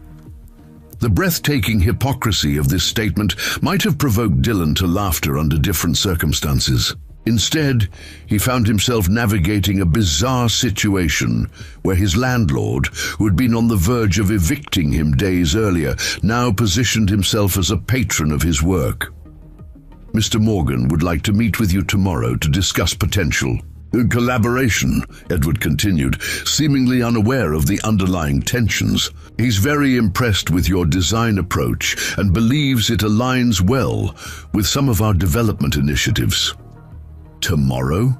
Dylan repeated, thinking of his promised delivery to Ava. "That won't work. I have a prior commitment." "I assure you, Mr. Morgan rarely makes these offers personally," Edward pressed. "He's flying in specifically to meet with you." Dylan suddenly understood that Sebastian Morgan, whether by coincidence or design, had no idea that the wheelchair being discussed was intended for his own daughter. The realization added another layer of complexity to an already complicated situation. "Friday afternoon," Dylan said firmly. "After 4 p.m., that's the earliest I'm available." Edward looked surprised by the counteroffer, but recovered quickly. "I'll convey your availability to Mr. Morgan. He'll be very interested in seeing your completed prototype." After Edward departed, Dawson lingered, his earlier threatening demeanor now replaced with calculated friendliness. "Morgan Medical Technologies," he mused. "Quite the opportunity, Crawford. I always said you had potential beyond this garage." "Did you?" Dylan replied dryly. "Must have missed that between the eviction notices." Dawson waved this comment away, as if it were a minor misunderstanding. "Business is business, but I believe in supporting local innovation. Perhaps we should discuss a new lease arrangement, one that accommodates your expanding horizons." As Dawson outlined increasingly favorable terms, Dylan reflected on the strange turn of events. His simple act of helping a child had somehow positioned him at the intersection of corporate interest, medical innovation, and community support, a far cry from the struggling mechanic he'd been just days earlier. What remained uncertain was how these developments would affect his commitment to Ava and her family, particularly when Sebastian Morgan discovered exactly whose life his mechanic's innovation had transformed. In his Dallas office, Sebastian Morgan reviewed the preliminary report on Dylan Crawford's wheelchair design. Impressed by the elegant solutions to problems his own engineers had approached, with far more costly and complex technology. The simplicity is what makes it brilliant, Dr. Alison Fletcher explained, highlighting specific features. His automotive background gave him a fresh perspective on mobility challenges. Sebastian nodded, studying the images captured from the fundraising campaign. Schedule the jet for tomorrow morning. I want to see this prototype myself before our competitors catch wind of it. Already done, Edward confirmed, though Crawford was oddly inflexible about meeting times, insisted on after 4 p.m. tomorrow. Sebastian dismissed this detail as irrelevant. Mechanics, they operate on their own schedules.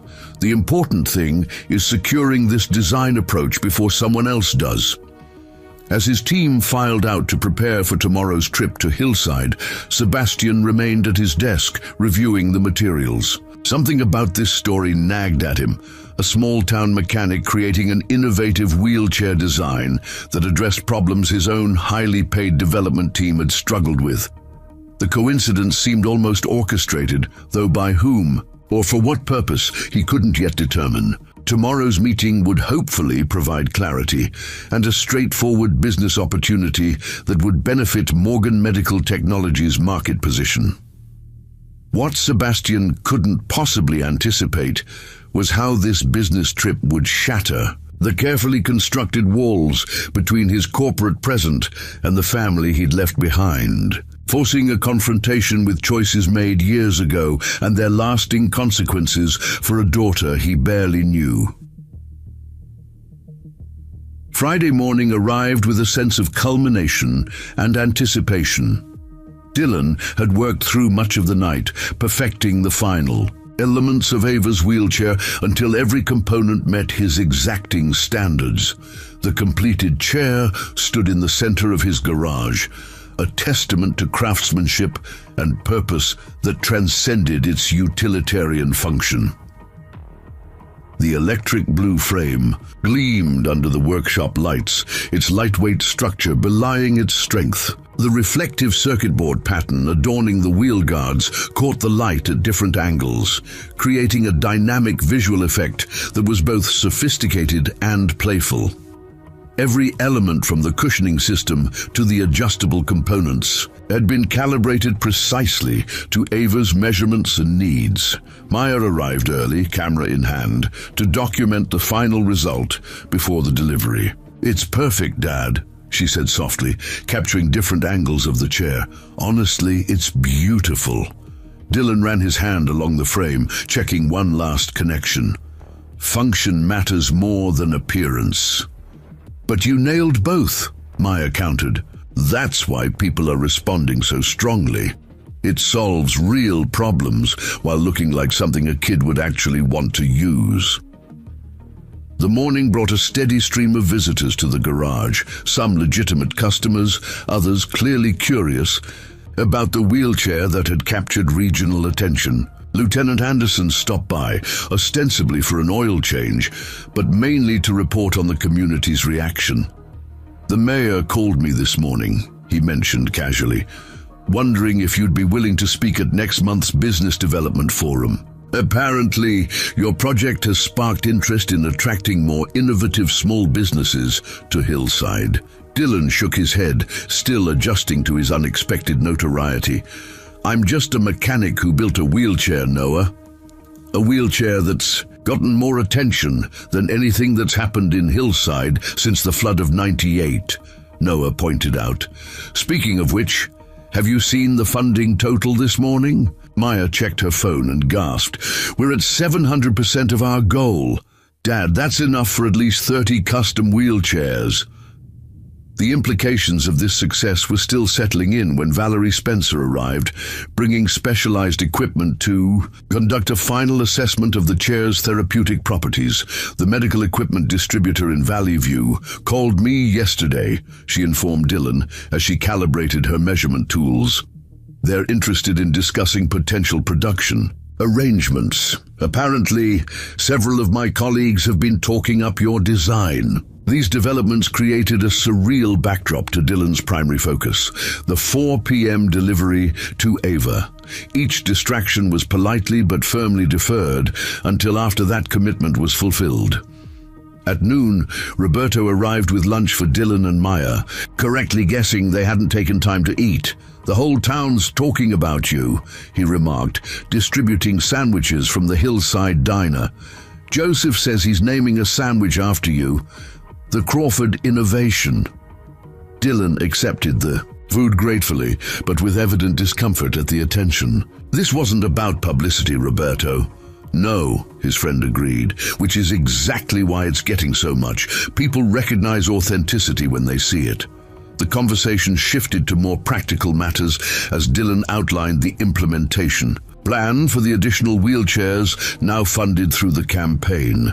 Roberto had already volunteered his warehouse space for a proper workshop, while Valerie had compiled a preliminary list of children in surrounding counties who could benefit from custom mobility solutions. "We'll need to establish proper assessment protocols," Valerie explained, "to ensure each chair addresses the specific needs of each child." As they discussed logistics, Dylan's phone rang, Rachel calling with an unexpected complication. "Ava's school just contacted me," she began, her voice tight with controlled frustration. "They're requesting a media exemption form because apparently there are reporters wanting to cover her receiving the wheelchair. Someone leaked the delivery time." Dylan's expression darkened. "I haven't told anyone outside the garage about the 4 p.m. delivery." "It doesn't matter now," Rachel sighed. Rachel. "The school principal is concerned about disruption, and frankly, I don't want Ava turned into a spectacle." After a moment's consideration, Dylan offered an alternative. "What if we do the delivery here at the garage instead? Private, controlled, environment, just family and friends." The solution satisfied both Rachel's desire for privacy and the school's concerns about disruption. They agreed on the new arrangement, with Rachel bringing Ava directly to the garage after school. As the afternoon progressed, Dylan methodically addressed final details, while Maya managed the increasing phone calls and emails generating from their campaign. By 3 o'clock, the garage was prepared for Ava's arrival, the wheelchair positioned perfectly, a small celebration area set up in the corner with refreshments arranged by Maria Reyes. At 3:15, Dylan received an unexpected call from Edward Reynolds. "Mr. Crawford, there's been a change of plans. Mr. Morgan's jet arrived early, and he's wondering if you might be available sooner than 4 p.m. for your meeting." Dylan's response was immediate and firm.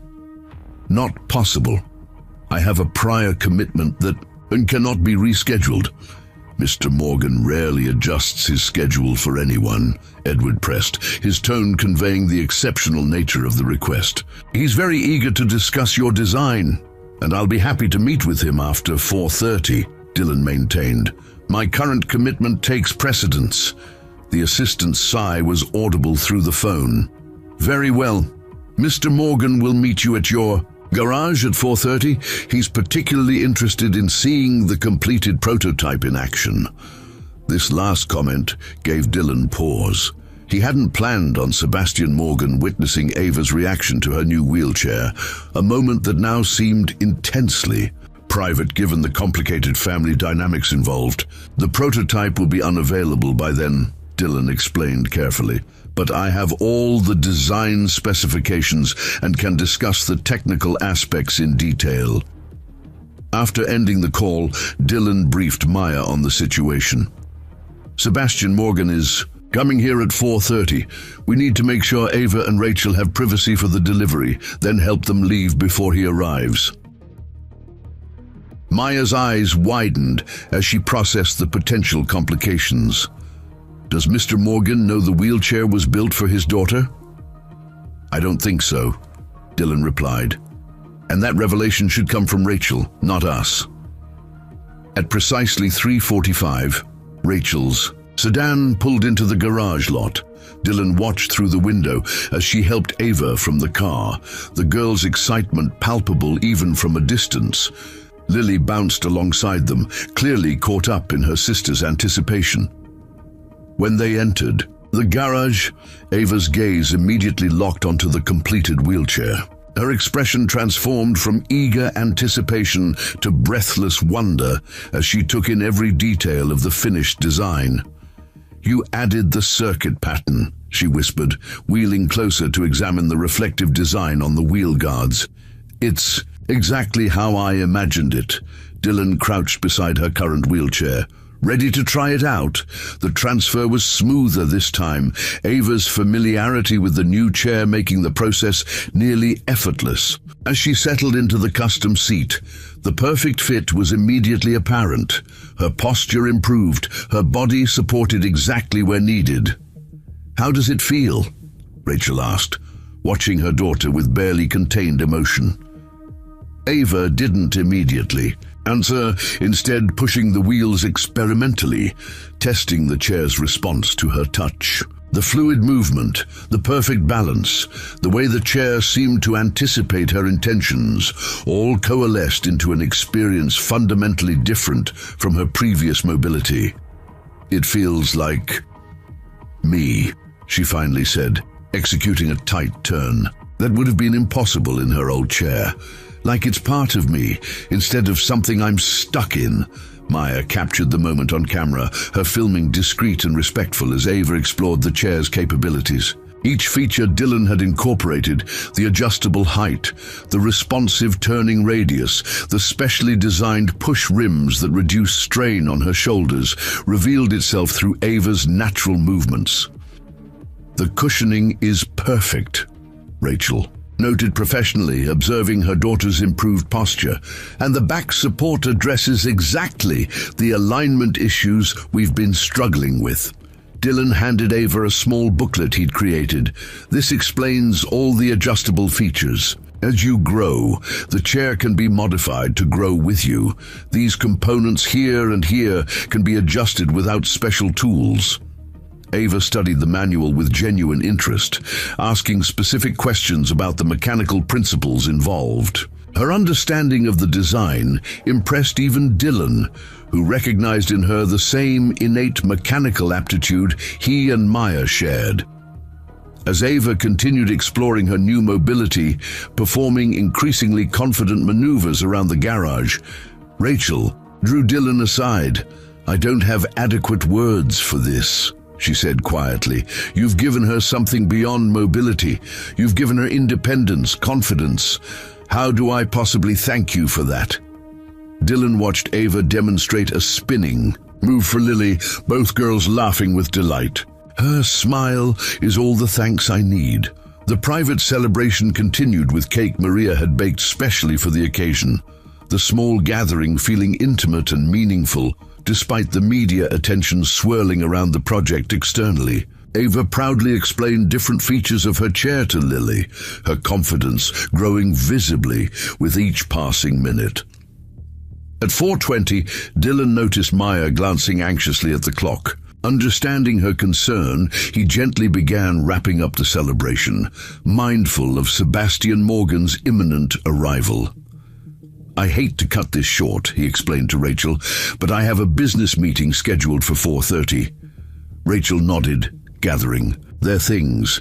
"Of course, we've taken enough of your time already." "Not at all," Dylan assured her, "but perhaps you could use the side entrance.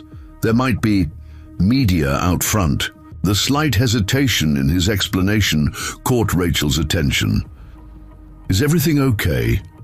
Before Dylan could respond, the distinctive sound of vehicles pulling into the garage lot reached them. Through the front windows, they could see 3 black SUVs arriving, their tinted windows and professional drivers signaling corporate visitors rather than local media. "Your 4:30 meeting seems to be early," Rachel observed, helping Lily gather her drawings. Dylan's expression tightened. "Yes, it's with a medical technology company interested in the wheelchair design." "That's wonderful," Rachel smiled, genuinely pleased for him. You deserve recognition for this innovation. Dylan hesitated, then made a split-second decision to be transparent. Rachel, the company is Morgan Medical Technologies. Your ex-husband is coming to discuss the design. The color drained from Rachel's face. Sebastian, here now. Before Dylan could explain further, the garage door opened and Sebastian Morgan entered, followed by Edward Reynolds, and a woman Dylan didn't recognize but assumed was another executive. Sebastian's commanding presence immediately dominated the space, his tailored suit, confident stride, and assessing gaze marking him as someone accustomed to authority. Mr. Crawford, Sebastian began, extending his hand. I've been looking forward to... The words died in his throat as his gaze moved past Dylan to where Rachel stood frozen, her expression a complex mixture of shock and protective concern. For a moment, the successful CEO seemed genuinely destabilized, his practiced corporate demeanor cracking to reveal raw surprise. Rachel, he managed finally, his voice strangely altered. I didn't expect... Clearly, she replied, her composure returning quickly. This is unexpected. The tension in the room intensified as Sebastian's gaze shifted to Ava, who sat in her new wheelchair, staring at the father she hadn't seen in years. The recognition was immediate and mutual, the same eyes, the same analytical expression as they assessed each other across the suddenly inadequate space. Ava, Sebastian said softly, his usual confidence absent, you've grown so much. Ava's response was measured, her voice remarkably steady. That happens in 4 years, I guess. The simple observation, delivered without drama but with undeniable impact, landed like a physical blow. Sebastian visibly flinched. The implications of the time lapsed since he'd last seen his daughter hanging in the air between them. Dylan moved protectively closer to Ava, the instinctive gesture not lost on Sebastian, whose gaze sharpened as he processed the connections forming in his mind. The wheelchair, he said slowly, understanding dawning. It was for Ava. Yes, Dylan confirmed simply. That was always the purpose. Sebastian turned to Edward, his expression unreadable. Give us the room, please. All of you. The corporate team withdrew immediately, leaving Sebastian alone with Dylan, Rachel, and the girls. Lily moved closer to Ava, sensing the emotional currents, though too young to fully understand them. I didn't know, Sebastian said after a long silence, addressing Rachel directly. When the design came across my desk, I had no idea it was connected to Ava. Would it have mattered? Rachel asked, her tone not accusatory but genuinely questioning. Sebastian didn't immediately answer, his attention drawn to the wheelchair itself.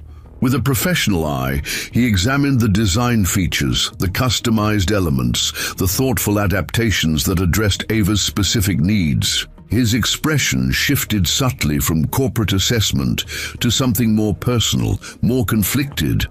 This is extraordinary work, he said finally, addressing Dylan.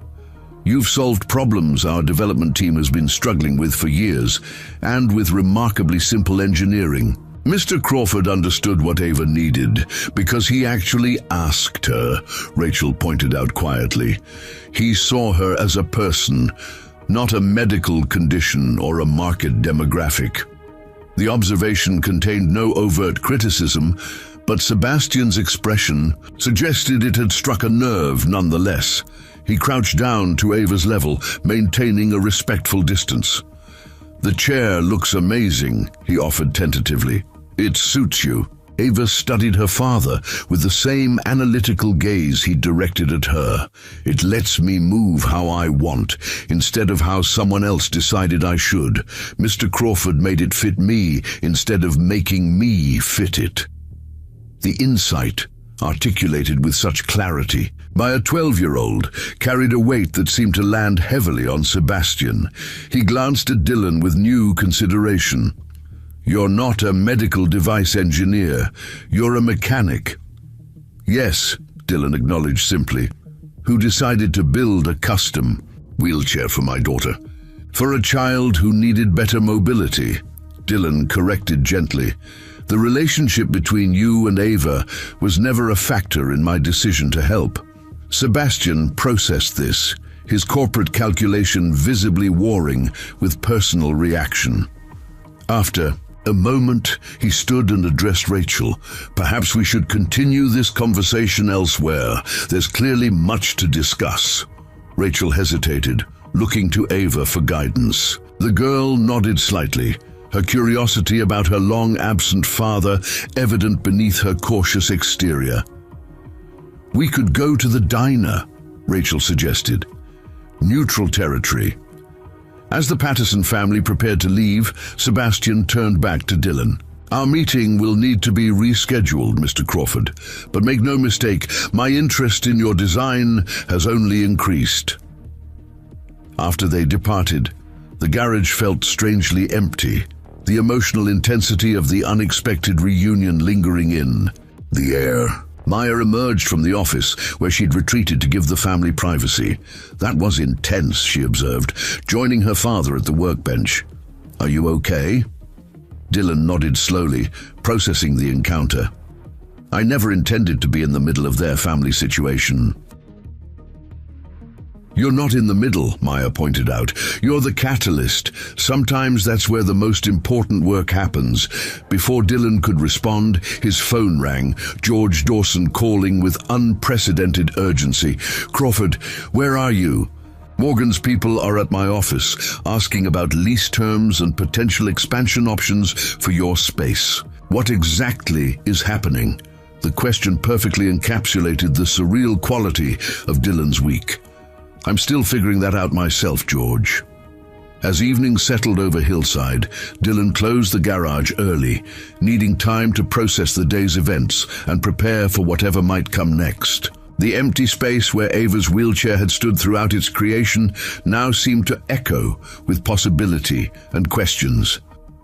At the Hillside Diner, Sebastian Morgan sat across from his ex-wife and daughters in a booth far from the windows, the family reunion shielded from curious eyes by Joseph Martinez's protective hospitality. The corporate executive, who had confidently entered Crawford's auto care, had been replaced by a man confronting choices made years ago and their consequences in the present.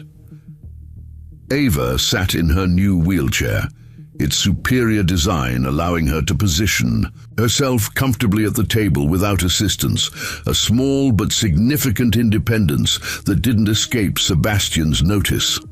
You've built an impressive company, Rachel acknowledged, breaking a difficult silence. Morgan Medical Technologies is doing important work. Yes, Sebastian agreed, his usual corporate pride strangely muted. Though apparently not as innovative as a small-town mechanic working out of his garage. The observation carried no bitterness, only a thoughtful reassessment that suggested the day's events had prompted deeper reflection than anyone might have anticipated. Lily, too young to fully grasp the complexities of the situation, happily colored her placemat while occasionally glancing curiously at the stranger who was apparently her father. Ava maintained a careful emotional distance, neither hostile nor welcoming, her intelligent eyes missing nothing as she assessed the man, who had chosen career over family years before. I'd like to know about your life, Sebastian said finally, addressing Ava directly, if you're willing to tell me. Ava considered this request, her mature thoughtfulness belying her 12 years. After a moment, she gestured to her new wheelchair. This is a good place to start, she said. It's changing my life because someone saw what I needed and cared enough to help. That's a pretty important piece of my story right there. The subtle challenge in her response wasn't lost on Sebastian, whose expression reflected a growing recognition that the business opportunity that had brought him to Hillside might ultimately offer something far more valuable than market advantage. An unexpected chance to confront past choices and perhaps begin healing relationships long abandoned. Back at the Crawford home, Dylan and Maya sat on their front porch watching the sunset, the day's events settling around them like the evening dusk. "What happens now?" Maya asked, voicing the question hanging between them. Dylan considered their uncertain future, the garage's status still precarious despite Dawson's sudden change of heart, the wheelchair project's unexpected success, creating opportunities neither had anticipated, and his inadvertent role in reuniting a fractured family, adding emotional complexity to what had begun as a simple act of kindness. "I don't know," he admitted honestly, "but whatever comes next, we'll face it together, just like always." As night fell over Hillside, 4 lives that had been moving on separate trajectories now found themselves unexpectedly intertwined, each forever changed by a simple decision to help a child in need. Proof that sometimes the most profound innovations aren't technological at all, but rather the human connections formed when compassion and skill combined to address the challenges faced by others. Saturday morning arrived with a surreal quality for Dylan. The garage that had been his daily concern for years, the focus of financial worry and professional pride, now stood at the center of unexpected attention. By 9 o'clock, 3 different news crews had set up outside, hoping for interviews about the wheelchair that had captured regional interest. Dylan avoided them by entering through the back door, preferring to focus on actual work rather than media coverage. Maya, however, recognized the opportunity these outlets presented for their expanding project and agreed to handle the interviews. "Just stick to the technical aspects," Dylan advised as she prepared to speak with the first reporter. "This isn't about personal drama." Maya nodded, understanding her father's desire to protect Ava's family from becoming a public spectacle. "I'll focus on the design innovations and the plans for helping other children." From his workbench, Dylan watched with pride as his daughter handled the interviews with poise beyond her 16 years, articulating the technical aspects of the wheelchair design while emphasizing the broader mission of creating customized mobility solutions for children with specific needs. Mid-morning brought an unexpected call from Rachel. "How are you holding up?" she asked, her voice betraying fatigue from what had clearly been an emotionally demanding evening. "Managing," Dylan replied. "The media attention is uncomfortable. How about you? And Ava?" Rachel sighed. "It's complicated. Sebastian stayed at the Hillside Inn last night. He wants to spend the day with Ava, getting to know her again, he says. How does she feel about that?" Cautiously curious. She has questions only he can answer. Rachel paused. "He's also very interested in talking with you. About the wheelchair design, obviously, but I think there's more to it." Dylan recognized the complex emotions beneath her measured tone. "Are you okay with that? I don't want to complicate things further." "I think it's inevitable at this point," Rachel answered pragmatically. "Sebastian can be intensely focused when he sees potential in something, and he definitely sees potential in your work." After they hung up, Dylan turned his attention to the growing list of inquiries from medical professionals, disability advocates, and families seeking similar mobility solutions. The response to their fundraising campaign had created both opportunity and responsibility, expectations that would require careful navigation. Shortly before noon, Roberto arrived with lunch and news from his connections at Hillside Town Hall. "Mayor Fisher is calling an emergency council meeting," he reported, distributing sandwiches to Dylan and Maya. Apparently Dawson's development deal might be changing. Word is, Morgan Medical Technologies is exploring options for establishing a research facility here. Dylan looked up sharply. "Here? In Hillside?" Roberto nodded. "The Economic Development Committee is beside themselves. A company like Morgan bringing jobs to Hillside would transform the local economy." The implications settled heavily on Dylan's shoulders. What had begun as a simple desire to help one child had somehow catalyzed events with potential community-wide impact. "Any of this officially confirmed?" he asked. "Not yet," Roberto admitted. But when Sebastian Morgan's team started asking about available commercial properties and local workforce demographics, people noticed. The pattern was becoming clear. Sebastian approaching Dylan's innovation not just as an isolated product, but as the potential foundation for something larger. The question remained whether this corporate interest would honor or distort the original purpose of Dylan's work. Early afternoon brought another surprise visitor. George Dawson arrived at the garage not with eviction notices, but with architectural renderings. His demeanor transformed from threatening landlord to enthusiastic business partner. "Crawford, wait until you see these concept drawings," he announced, spreading the papers across Dylan's workbench. Morgan's development team worked through the night on initial plans for expanding this space into a proper research and production facility. Dylan studied the drawings with mixed emotions.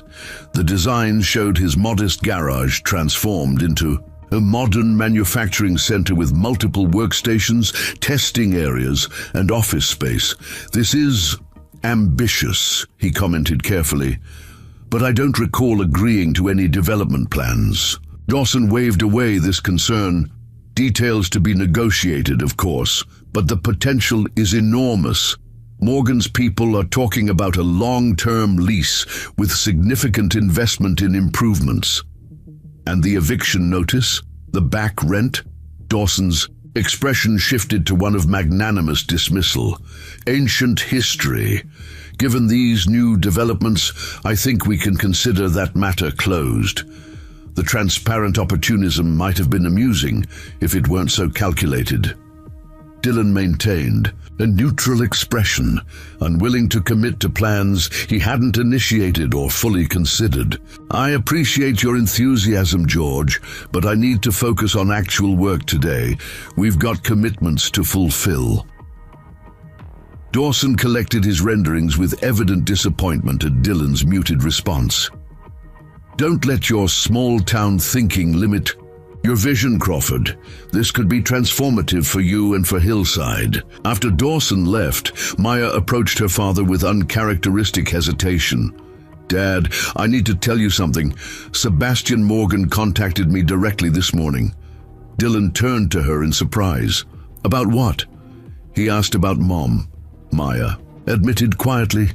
"Wanted to know about her illness, about how we managed afterward. He seemed genuinely interested in understanding our story." The unexpected direction of Sebastian's inquiry gave Dylan pause. "What did you tell him?" "The truth, that it was hard, that we struggled, but that we had each other and a community that helped." Maya studied her father's expression. "I think he's trying to understand you. Why you would help his daughter when you have your own challenges." This insight into Sebastian's thinking aligned with Dylan's growing sense that the CEO's interest extended beyond mere business opportunity. Before he could respond, his phone rang, a number he didn't recognize. "Mr. Crawford, this is Edward Reynolds, Mr. Morgan's assistant. He was hoping you might be available for dinner this evening. There are matters he'd like to discuss privately." The request suggested a more personal approach than their previous interaction. "Just the two of us," Dylan clarified. "Yes. Mr. Morgan feels a less formal setting might be appropriate for the conversation he envisions." After considering the implications, Dylan agreed to meet Sebastian at the Hillside Inn's restaurant at 7. Whatever the CEO's intentions, direct communication seemed preferable to speculation.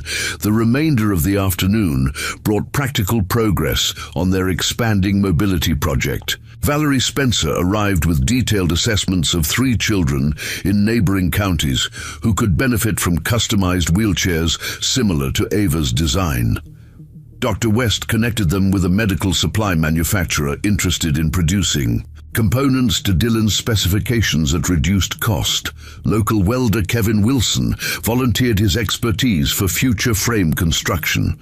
By closing time, the garage had transformed from a struggling auto repair shop to what felt increasingly like the headquarters of a growing social enterprise. The transition was as disorienting as it was promising.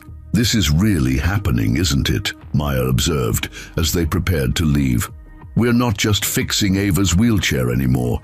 We're changing how these things are made and who can access them." Dylan nodded, still processing the rapid evolution of their project. "Apparently so." At 7 o'clock, Dylan arrived at the Hillside Inn, its modest restaurant the closest thing the small town had to fine dining. Sebastian was already seated at a corner table, his corporate armor somewhat softened by casual attire, though his watch alone probably cost more than Dylan's monthly rent. "Thank you for coming," Sebastian greeted him, standing to shake hands. "I thought a more private conversation might be beneficial." Dylan settled into the chair opposite, noting the difference in Sebastian's demeanor from their first meeting. The calculating CEO remained evident, but something more reflective had emerged following yesterday's family reunion. "I spent the day with Ava," Sebastian began after they'd ordered. "It was illuminating. She's remarkably articulate about her mobility challenges." "She has an engineer's mind," Dylan observed. "Her input significantly improved the wheelchair. Design," Sebastian nodded, a flash of pride crossing his features. "She mentioned that. Also made it very clear that her new chair has transformed her daily experience in ways my child support payments never did." The unvarnished assessment hung between them, Sebastian's acknowledgement of his absence from his daughter's life, creating an unexpected opening for honesty. "Your daughter is exceptional," Dylan said simply. "She deserves equipment that matches her potential." Which brings me to the purpose of this dinner. Sebastian leaned forward, his expression intensifying.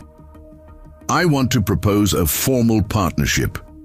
Morgan Medical Technologies would provide the resources to develop your design approach into a full product line, with you leading the innovation team." The offer was both flattering and concerning. "I'm not a corporate engineer, Mr. Morgan. I'm a mechanic who solved a specific problem for one child." "Precisely what makes your approach valuable," Sebastian countered. "Our engineering team has been over-designing, over-complicating, and overpricing our mobility products for years. You've demonstrated that simpler, more customized solutions are not only possible but superior." As Sebastian outlined his vision, Dylan recognized both the opportunity and the potential pitfalls. The resources of Morgan Medical Technologies could, indeed, help scale his approach to benefit more children, but corporate priorities and profit margins could easily distort the personalized care that made his design effective. "What exactly are you proposing?" Dylan asked cautiously. "A dedicated research and development facility here in Hillside, with you as director. Full creative control over design, production capabilities to serve children globally. And," Sebastian added with calculated timing, "a foundation to provide custom chairs free of charge to families who can't afford them." The comprehensive nature of the offer suggested Sebastian had been planning this approach since before their unexpected family reunion. What remained unclear was how much that reunion had altered his motivations. "That's generous," Dylan acknowledged. "But why Hillside?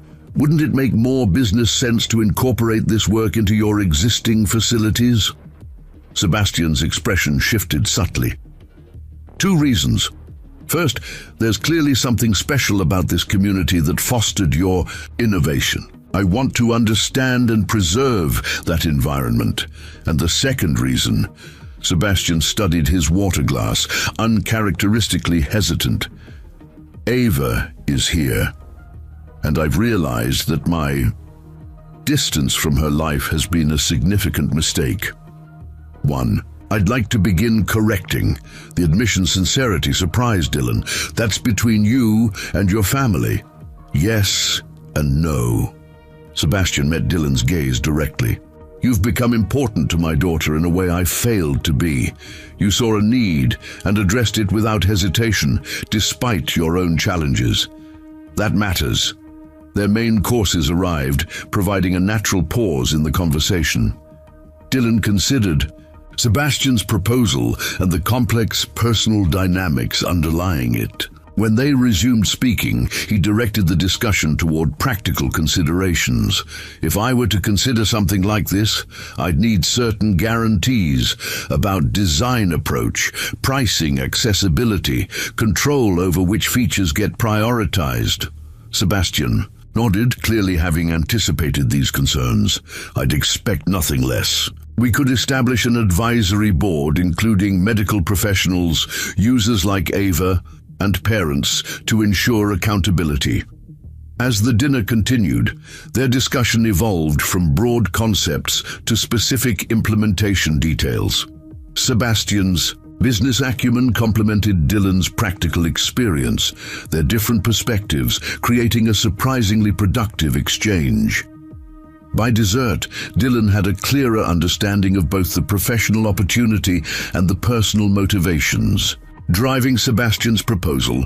What remained uncertain was how this potential partnership might affect his relationship with Ava and Rachel, a consideration that transcended business concerns. I'll need time to think about this, Dylan said finally, and to discuss it with Maya. Any decision affects her future too. Of course, Sebastian agreed, signaling for the check. Though I should mention that the hillside development concept includes a scholarship component.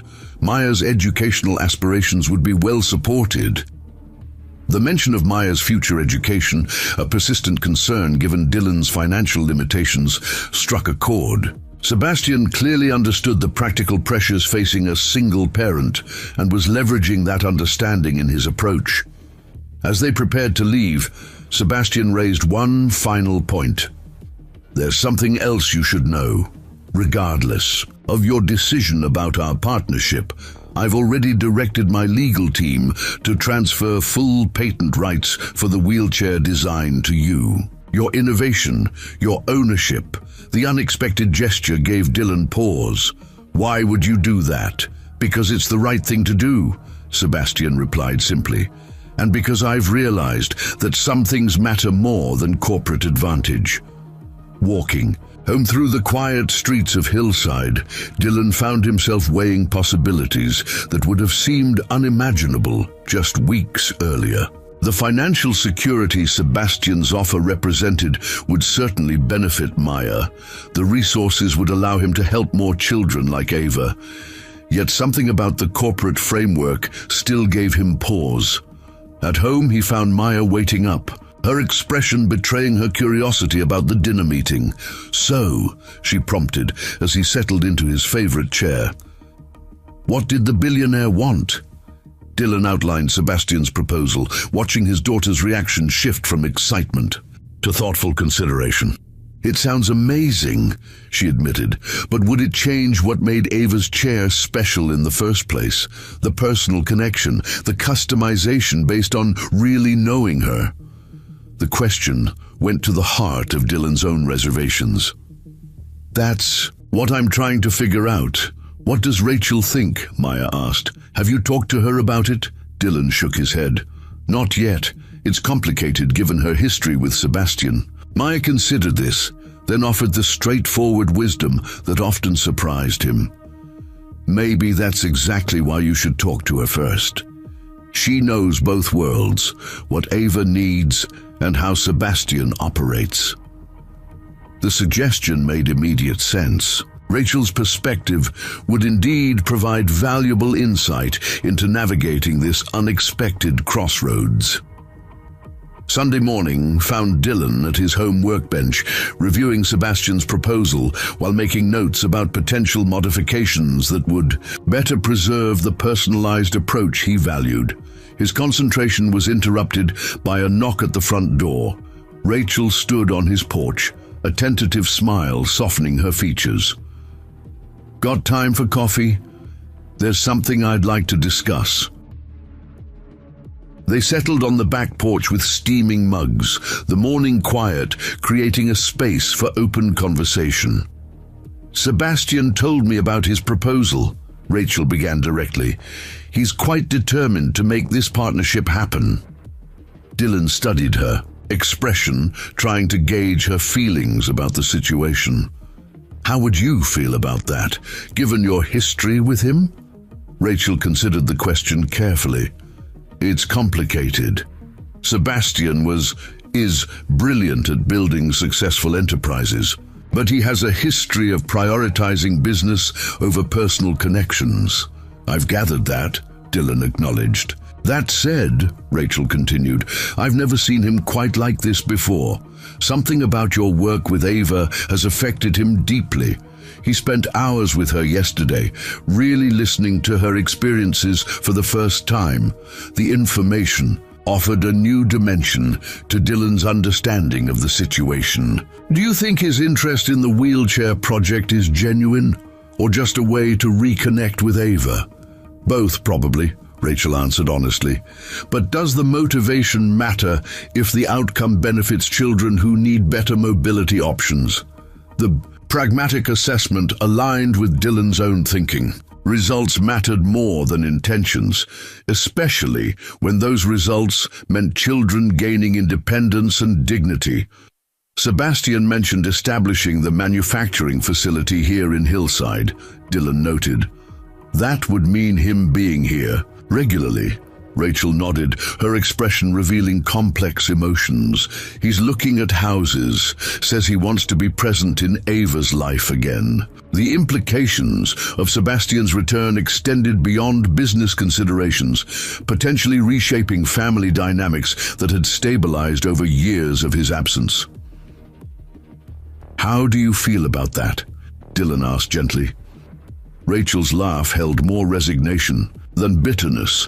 "Like I said, it's complicated. I've built a life here without him. The girls have adjusted to our family structure, but Ava deserves a relationship with her father if that's what she wants." Their conversation continued, touching on practical considerations about the potential partnership and more personal reflections on how their lives had unexpectedly converged. The easy connection between them remained, despite the complications. Sebastian's proposal had introduced. As Rachel prepared to leave, she paused at the steps. "For what it's worth, I think you should seriously consider Sebastian's offer, not for him, but for what it could mean for children like Ava. Your design approach makes a real difference. Imagine that multiplied hundreds of times over." The perspective stayed with Dylan throughout the day as he weighed different aspects of the decision before him. By evening, he had drafted a counter-proposal that preserved his core values while embracing the opportunity to expand their impact. Maya found him at the kitchen table, surrounded by notes and sketches. "Reached a decision?" she asked. "Getting closer," Dylan replied, sharing the key points of his counteroffer. "What do you think?" Maya reviewed his notes thoughtfully. "I think it builds on our strengths while addressing the practical limitations we've been facing. And I like that you're insisting on keeping the personal assessment process for each child." Her approval strengthened Dylan's confidence in the direction he was leaning. The counteroffer would preserve what made his approach unique while leveraging corporate resources to help more children, a balance that honored both practical requirements and deeper values. Monday morning dawned with renewed purpose. Dylan arrived at the garage early, preparing for a day of both regular auto repairs and continued development of their mobility project. The media crews had finally dispersed, allowing a return to some semblance of normal operations. At 9 o'clock, Sebastian Morgan arrived alone, having apparently dismissed his corporate entourage for this conversation. His expression as he entered the garage suggested he'd already anticipated Dylan's decision. "You've been thinking about my proposal," he observed, not a question but a statement. Dylan nodded, leading him to the workbench where his counteroffer lay. "I have some revisions to suggest." As Sebastian reviewed the document, his initial reaction was difficult to read. The businessman, calculating profit potential, warred visibly with something more personal, more invested in the outcome beyond financial metrics. This maintains the personalized assessment approach, Sebastian noted, focusing on a key provision. Even with scaled production, that's non-negotiable, Dylan confirmed. Each chair needs to be adapted to the specific child. Without that, we're just making prettier versions of the same inadequate equipment already available, Sebastian continued, reading, pausing at the section detailing community involvement and local production. You want manufacturing facilities in multiple communities, not just a centralized operation. It creates jobs where they're needed and keeps the connection between makers and users, Dylan explained. The people building these chairs should understand they're creating freedom, not just products. The philosophical underpinnings seemed to resonate with Sebastian in unexpected ways. He studied Dylan with new consideration. You're not just a mechanic with a good design, are you? You have a vision for how this should work. Dylan shrugged slightly. I understand what made the difference for Ava. That same approach can work for other children, but only if we preserve what matters most, seeing each child as an individual with specific needs and potential. Sebastian set down the document, his decision apparently made. We have the foundation for an agreement here. My legal team will need to formalize it, but the core principles are ones I can support. The businessman extended his hand, and as Dylan shook it, he recognized that something fundamental had shifted between them, a mutual respect that transcended their different backgrounds and approaches. There's one more thing, Sebastian added, his tone softening slightly. Rachel mentioned you're hosting a barbecue next weekend to celebrate Ava's new wheelchair. Would it be appropriate for me to attend? I'd like to be there, if I wouldn't be intruding. The request revealed vulnerability beneath the corporate confidence, a father seeking to participate in a moment of his daughter's joy, aware of his tentative standing in her life. That's really Ava's decision, Dylan answered honestly. But if she wants you there, you're welcome. As Sebastian left, Dylan returned to his workbench, the space that had witnessed both his greatest financial struggles and his most meaningful innovation. Whatever came next would build on the foundation established here, not just a mechanical design, but an approach to problem-solving that valued individual needs over standardized solutions.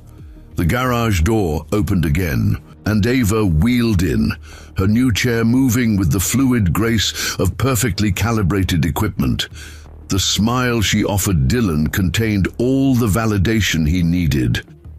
I heard about the partnership with my dad's company, she said, navigating smoothly to his workbench.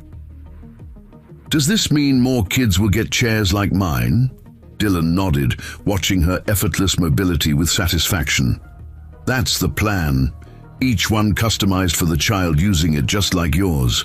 Ava considered this, her expression thoughtful beyond her years. You fixed more than just my wheelchair, you know. You fixed something that needed fixing in our family too. The simple observation carried profound truth. What had begun as a mechanical solution had catalyzed healing across multiple dimensions. Proof that sometimes the most significant repairs addressed needs far deeper than what is immediately visible. Some fixes are more important than others, Dylan acknowledged quietly. I'm glad this one helped. Outside, the sun broke through morning clouds, illuminating the garage in golden light that seemed to symbolize the brightening prospects for everyone whose lives had been touched by one mechanic's decision to help a child in need. 3 months later, the transformation of Crawford's Auto Care was complete. The modest garage that had once struggled to keep its doors open now occupied the entire renovated Anderson building, its expanded space housing both the original auto repair business and the newly established Crawford Mobility Design Center. The Autumn sunlight streamed through the large windows installed during the renovation, illuminating the workshop where 4 customized wheelchairs stood in various stages of completion. Each frame displayed unique design elements, reflecting the specific needs and personalities of the children who would use them. Dylan moved between the workstations, mentoring the small team of local technicians he'd hired and trained. His approach remained hands-on, maintaining the personal connection to each project that had defined his original work with Ava.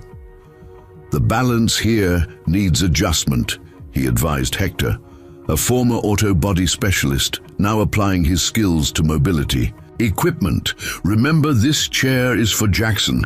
He has stronger right-side mobility, so we need to compensate slightly on the left." The personalized assessment process that Dylan had insisted on preserving had proven its value repeatedly.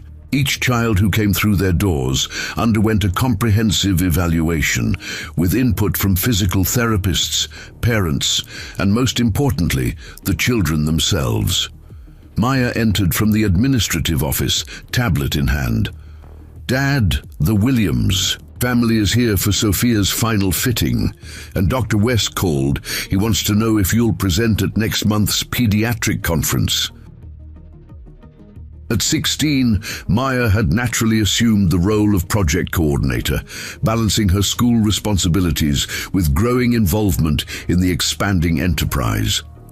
Her organizational skills complemented Dylan's technical focus, creating an effective partnership that echoed their long-established father-daughter dynamic. "Tell Dr. West I'll consider it," Dylan replied, wiping his hands on his shop rag, a habit unchanged despite their operation's growth. "And send the Williams family in." As he prepared for the fitting session, Dylan glanced toward the wall where framed photographs chronicled their journey. The centerpiece remained the image of Ava in her completed wheelchair, her face radiant with newfound freedom. Surrounding it were photos of other children whose lives had been transformed by customized mobility solutions, each picture representing not just a successful design, but a child empowered to participate more fully in their world. The Williams family arrived moments later, parents John and Karen accompanying 9-year-old Sophia, whose spina bifida had limited her mobility options. Until now, Sophia's eyes widened at the sight of her nearly completed wheelchair, its purple frame adorned with silver star patterns she had helped design. "Is that really mine?" she asked, her voice hushed with anticipation. "All yours," Dylan confirmed, crouching to her eye level. "Ready to try it out?" The transfer process had become smoother with experience, though Dylan still approached each fitting with meticulous care. As Sophia settled into the custom seat, the perfect alignment of support and proportions was immediately apparent. "How does it feel?" Dylan asked, checking pressure points and balance. Sophia's response came not in words, but in motion, her hands finding the wheels with natural intuition, the chair responding to her touch as if it were an extension of herself. The difference from her previous mobility was evident in her expression, wonder blooming into delight as she executed a smooth turn around the workshop. "Mom! Dad! Look how easy!" she called, her confidence growing with each movement. John Williams watched with visible emotion. "We've tried 3 commercial chairs. None of them worked like this, because none of them were designed specifically for Sophia," Dylan explained. "Her measurements, her strengths, her specific needs, everything about this chair is tailored to her as an individual." Karen Williams dabbed at her eyes. "How can we ever thank you enough?" "Just sending videos of Sophia using it in different environments," Dylan replied practically. "The feedback helps us continue improving our designs." After completing the final adjustments and reviewing maintenance instructions with the family, Dylan watched Sophia navigate confidently toward the exit, her parents following with a mixture of gratitude and wonder that had become familiar in these moments. As they departed, Rachel Patterson arrived through the adjoining door that connected the mobility center to the medical assessment room she now managed. Her role as assessment coordinator had evolved naturally, her nursing background and personal experience creating the perfect foundation for evaluating each child's specific needs. The Gibson twins are scheduled for next Tuesday, she reported, updating their shared calendar. And Valerie says the new cushioning system is working beautifully for Emma's posture control. The easy professional rhythm they had established carried echoes of their personal connection, which had deepened gradually over the past months. Their shared commitment to improving children's mobility had created a partnership that transcended their initial encounter. "How's Ava doing with the adjustments we made last week?" Dylan asked, genuinely interested in the ongoing refinements. To her chair, Rachel smiled. "Racing the track team, if you can believe it. Coach Davis created an adapted program where she competes against time standards rather than other runners. The chair's maneuverability makes it possible." The news confirmed what Dylan had always believed, that proper equipment could open doors previously closed to children with mobility challenges. Ava's continued progress remained a touchstone for their expanding work, a reminder of where everything had begun. "And Sebastian's visit this weekend?" he inquired, aware of the evolving family dynamics. "So far, so good," Rachel replied, her expression reflecting the complex but improving relationship. "He's taking both girls to the Science Museum in Valley View. Lily's excited. She barely remembers him from before, so it's almost like getting to know a new person." Sebastian Morgan's re-entry into his daughter's lives had progressed with measured steps over the past 3 months. His purchase of a modest home in Hillside, significantly less grand than his Dallas penthouse, signaled a commitment to establishing a genuine presence in their lives, rather than just weekend visits. His involvement with the Crawford Mobility Project had similarly evolved, from purely business interest to personal investment. Though he maintained his position as CEO of Morgan Medical Technologies, he had delegated day-to-day operations to focus on the partnership with Dylan, bringing corporate resources to bear while respecting the unique approach that had made the original design so effective. The afternoon brought another significant visitor, Dr. Alison Fletcher, head of research for Morgan Medical Technologies, arriving for her weekly collaboration session. Her initial skepticism about a mechanic-led mobility design had transformed into genuine respect as she witnessed the results firsthand. "The data from the first 20 chairs is remarkable," she noted, reviewing performance metrics on her tablet. "User satisfaction rates are nearly double the industry standard, and the adaptability factors are unprecedented." Dylan nodded, pleased but not surprised by the confirmation of what he'd intuitively understood from the beginning. When you design for the individual rather than the average, people notice the difference. Which is precisely why I'd like you to consider joining the presentation at the International Mobility Conference, Dr. Fletcher continued. Medical designers need to hear this perspective directly from you.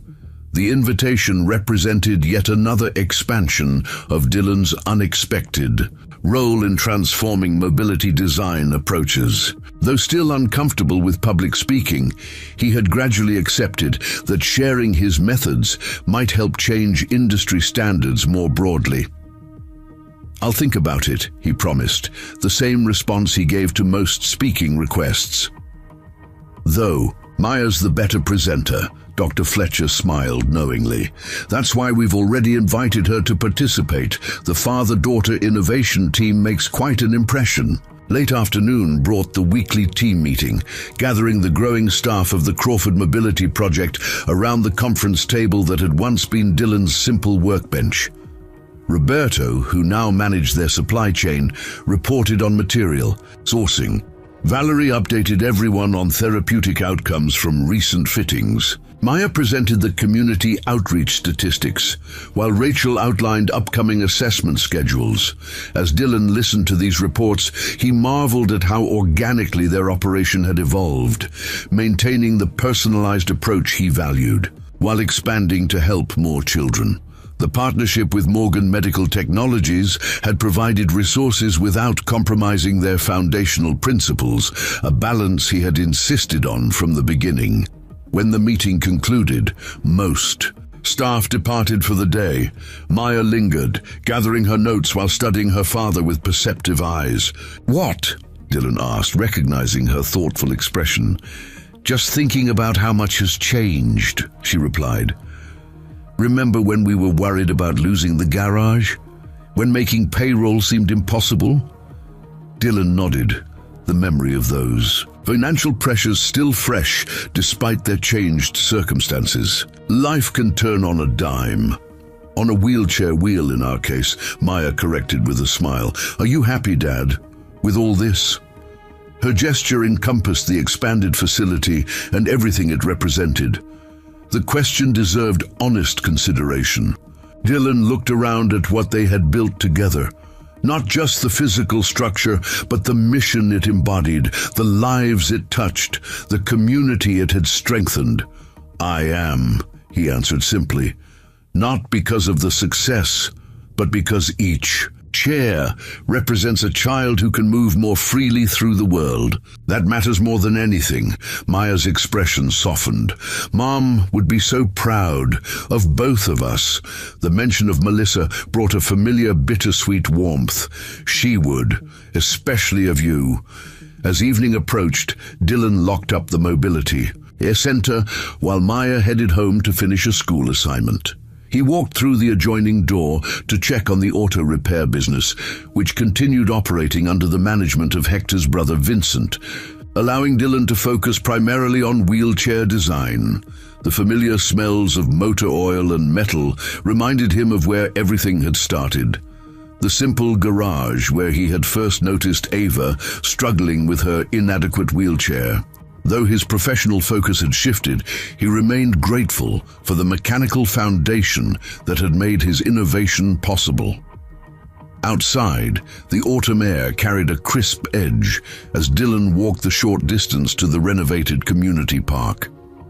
The new playground, installed through a joint donation from Crawford Mobility and Morgan Medical Technologies, featured accessible equipment allowing children of all abilities to play together. He found Rachel already there, seated on a bench overlooking the playground, where Ava and several friends navigated the accessible structures, their laughter carrying across the evening air. "Mind some company?" he asked, gesturing to the empty space beside her. "I was hoping you'd stop by," Rachel admitted, making room on the bench. Ava was just showing her friends how she can access the castle tower with her chair. They watched in comfortable silence as Ava demonstrated the maneuverability of her wheelchair on the specially designed ramps, her confidence evident in every movement. The contrast with the isolated girl Dylan had first observed watching others play from a distance could not have been more profound. "The school called today," Rachel mentioned after a moment. "Ava's science project on mechanical engineering won in first place. She's been invited to the regional competition." Pride warmed Dylan's expression. "She has a remarkable mind." "She does," Rachel agreed, "and having proper mobility has unleashed her potential in ways I hadn't even anticipated.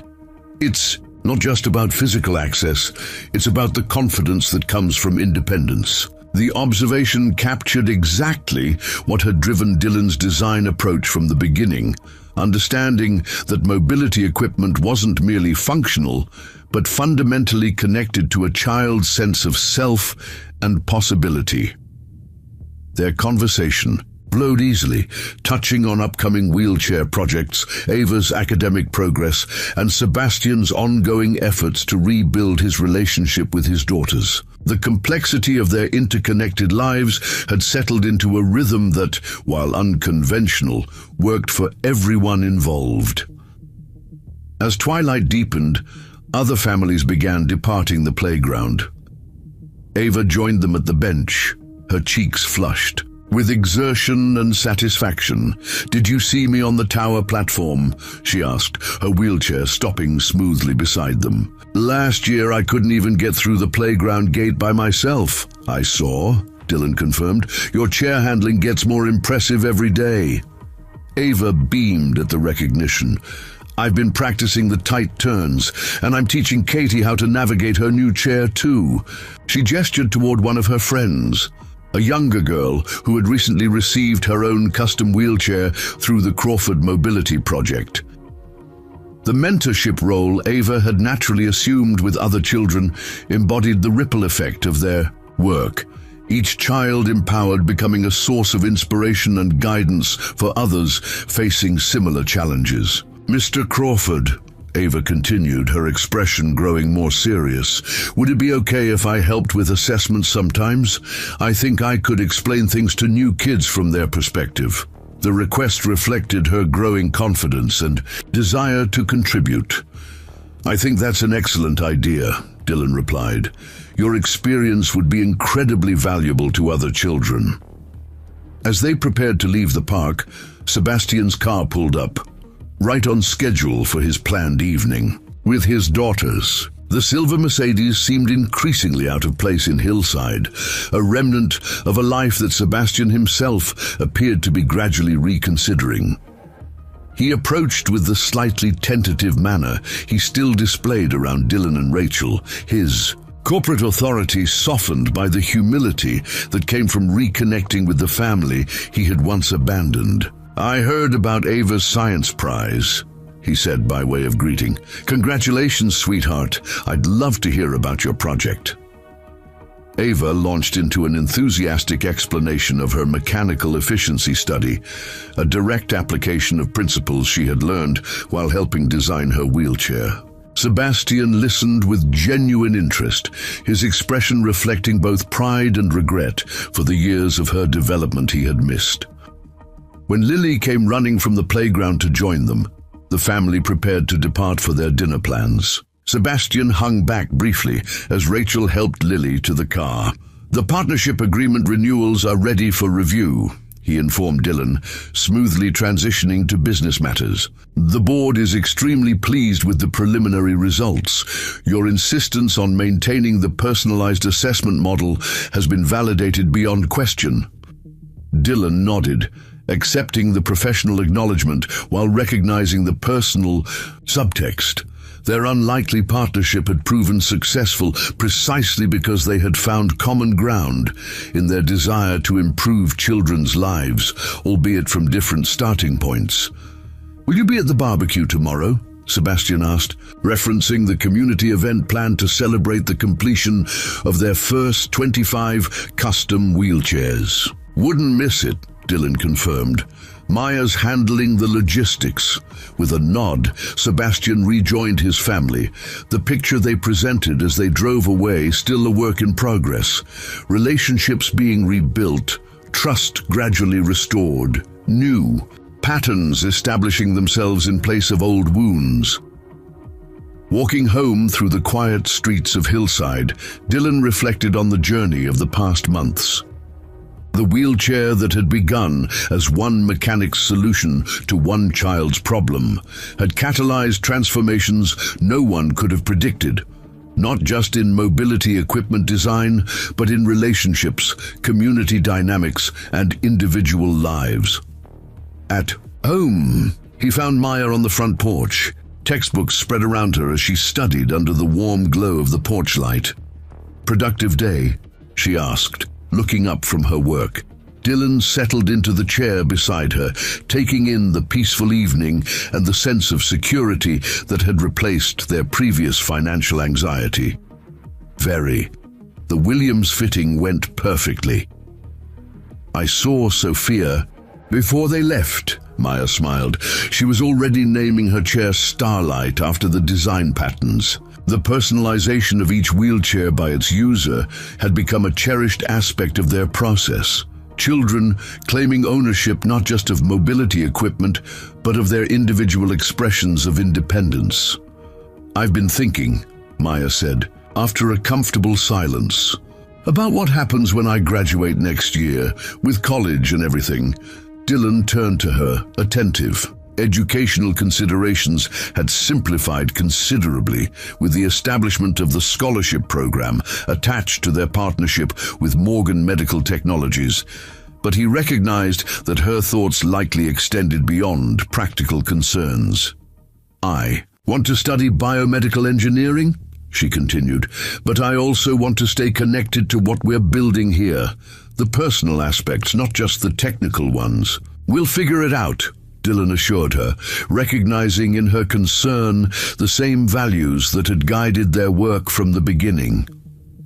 "The most important thing is maintaining what makes our approach special, seeing each child as an individual with unique needs and potential." Maya nodded, satisfied with this affirmation of their shared philosophy. "That's what I wanted to hear." As night settled over Hillside, lights glowed warmly in the windows of homes throughout the community. In one of those homes, Ava Patterson sat with her father, patiently explaining mechanical principles he had never taken time to share with her before. In another, Rachel helped Lily prepare for bed, their family configuration different but stronger than it had been months earlier. Throughout the town, children who had received custom wheelchairs from the Crawford Mobility Project moved with new freedom in their homes, their equipment perfectly suited to their individual needs and designed to grow with them through the coming years.